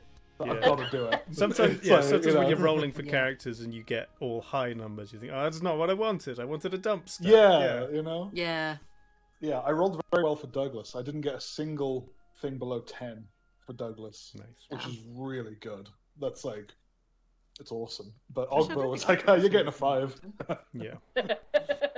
Yeah, so yeah, it's got to be, it's the archetypal, brain dead orc barbarian. Yeah. You know, I've never got the chance to play it, so I thought I'd try and give it a shot. It's fun. Yeah. Yeah, one of the first D&D games I did, I deliberately chose a less intelligent, I think it was halfling barbarian, so it's small Nice. but angry and Yeah. strong. Small but mighty. But I think it was mainly because I'd watched and read more D&D than everyone else in the party, so I didn't want to be metagaming too much because of the things that I knew, so I deliberately chose a stupid player to roleplay as. Yeah, nice. Yeah. Well, yeah, this is part of the reason as well I went for a low int character with Ogba, because Douglas was the total opposite. Where Yeah. he had he had max int, like almost from the get-go. Maybe And if keen not mind lower as from the well. get-go. In keen mind, yeah, exactly. Photographic memory, max int. Like, you know, it's like, and Ogva's just this like, he's got passion, and he knows what he wants to do. You've got someone more in keeping with the rest of the party. Hey, Magpie's intelligent. Shut up. Sure. Yeah. Well, that's what I enjoy about her as well. Is like she's got pretty high int, and I will Yeah. probably spec more into it, because she is academically very intelligent. Mhm. Not just that doesn't make any difference to her common sense though. It's like the idea of someone who has learnt a lot, has probably retained most of it but doesn't really want to, and is genuinely very intelligent academically. It's just not intelligent socially or in any of the ways that actually matter in real life. Because it's like I definitely know people who like have gone to Oxbridge and stuff who could absolutely like in a essay or something, they're amazing and wonderful. Put them in any kind of social situation where they have to either use common sense or social skills. Nope. Yeah, same here. Yeah. They're just like, nope. Yeah. Just nothing. Yeah, it's a different set of abilities. Yeah, it's just like, it's really interesting psychologically how those, as well. those two Like, things, yeah, it's like it's actually the case that they seem to come from different places. Yeah. There's some overlap, but like, yeah, it's really interesting. But I shan't get into that because I will derail. But, yeah. One thing I've Yeah. always thought was missing from D&D is multi-specking races. Because you've obviously had the standard actually, races, that's a good point. and you have like half elves and half orcs, but it never And you don't have stipulates half anything what else. it is. I think the assumption is that it's half human, half Yeah, this. But yeah. in theory, I mean, if and you there can, are races everywhere, they'll mingle. if you can interbreed orcs and humans, why not interbreed dragonborns and dwarves? Can you That would be- imagine? Is that what a kobold is? A tiny little angry dragonborn. It's a kobold. Yeah. Rawr! Oh, Yeah. terrifying. It's like- A halfling dragonborn. Just yeah. very Lizard angry folk. lizard. Half centaur. Half centaur, Oh, half yeah. horse. Yeah, good point. Oh, that'd be good, wouldn't it? And Esquilax. Well, I still love the illustration that someone put together when realizing that like centaurs in the D&D world are like average human height, like 6 feet. Oh, yeah. And so it's like, so The Shetland ponies, basically. Yeah, it's a well, Shetland, it's yeah. like it's either like kind of horse with like a little human torso on top, or it's a very small pony with like a normal sized human torso. And like, oh, yeah, Yeah. Pretty wacky. Like, yeah, proportionally. yeah. Yeah. But yeah, I mean, most of the races have like, they've obviously got their ability score improvements. They normally have 2, and then they have like, most of them I think have 2, basically racial abilities. So in theory, you Yeah. could just take one from one and one from the other. Yeah, just swap them around. Yeah, Like, yeah. yeah. They might have to be Yeah. rated as like the better one and the worst one, and you can't have 2 Yeah. of the better ones. Yeah. Yeah, that could be pretty interesting. Hmm. Like, it would open up a lot of possibilities for, like, actually, like, building a really interesting class. Like, could you imagine, like, the shapelings, the shape changing thing from Changeling, like, paired with, like, something else? I don't know. Maybe, like, maybe the UNT's, like, innate spellcasting, where they can, like, cast suggestion for free, like, once per long rest, and, like, stuff like that. You can make loads of really like weird, like synergistic stuff. Or just like any of the bird races, just to take another race and swap your arms for wings. Yeah. Which would make life a little difficult, but Yeah, I mean the Aarakocra, they have arms and wings, so yeah, they got the double. You could have like an Ara Dwarfra. and like Just a have Tiny very, step this very stocky like It's a yeah. pigeon. Yeah, yeah. No, Yeah, it's like- I'd imagine it like a chicken. You get like 12 seconds of flight, and that's it. Yeah, that makes sense. Yeah. Yeah, the And you're ground really bound. loud when you fly as well. Yeah, that'd be cool. Yeah, loads of wacky stuff you could do like that. That'd be fun. Nice. Yeah. Well, I mean, is there anything anyone has a burning desire to talk about? If not, we could maybe call it there for our first podcast. I don't think. I don't know. Yeah. I think I'm about good. Yeah, Great. I think so too. Well, thanks for being here, you four. It's been great. Yeah.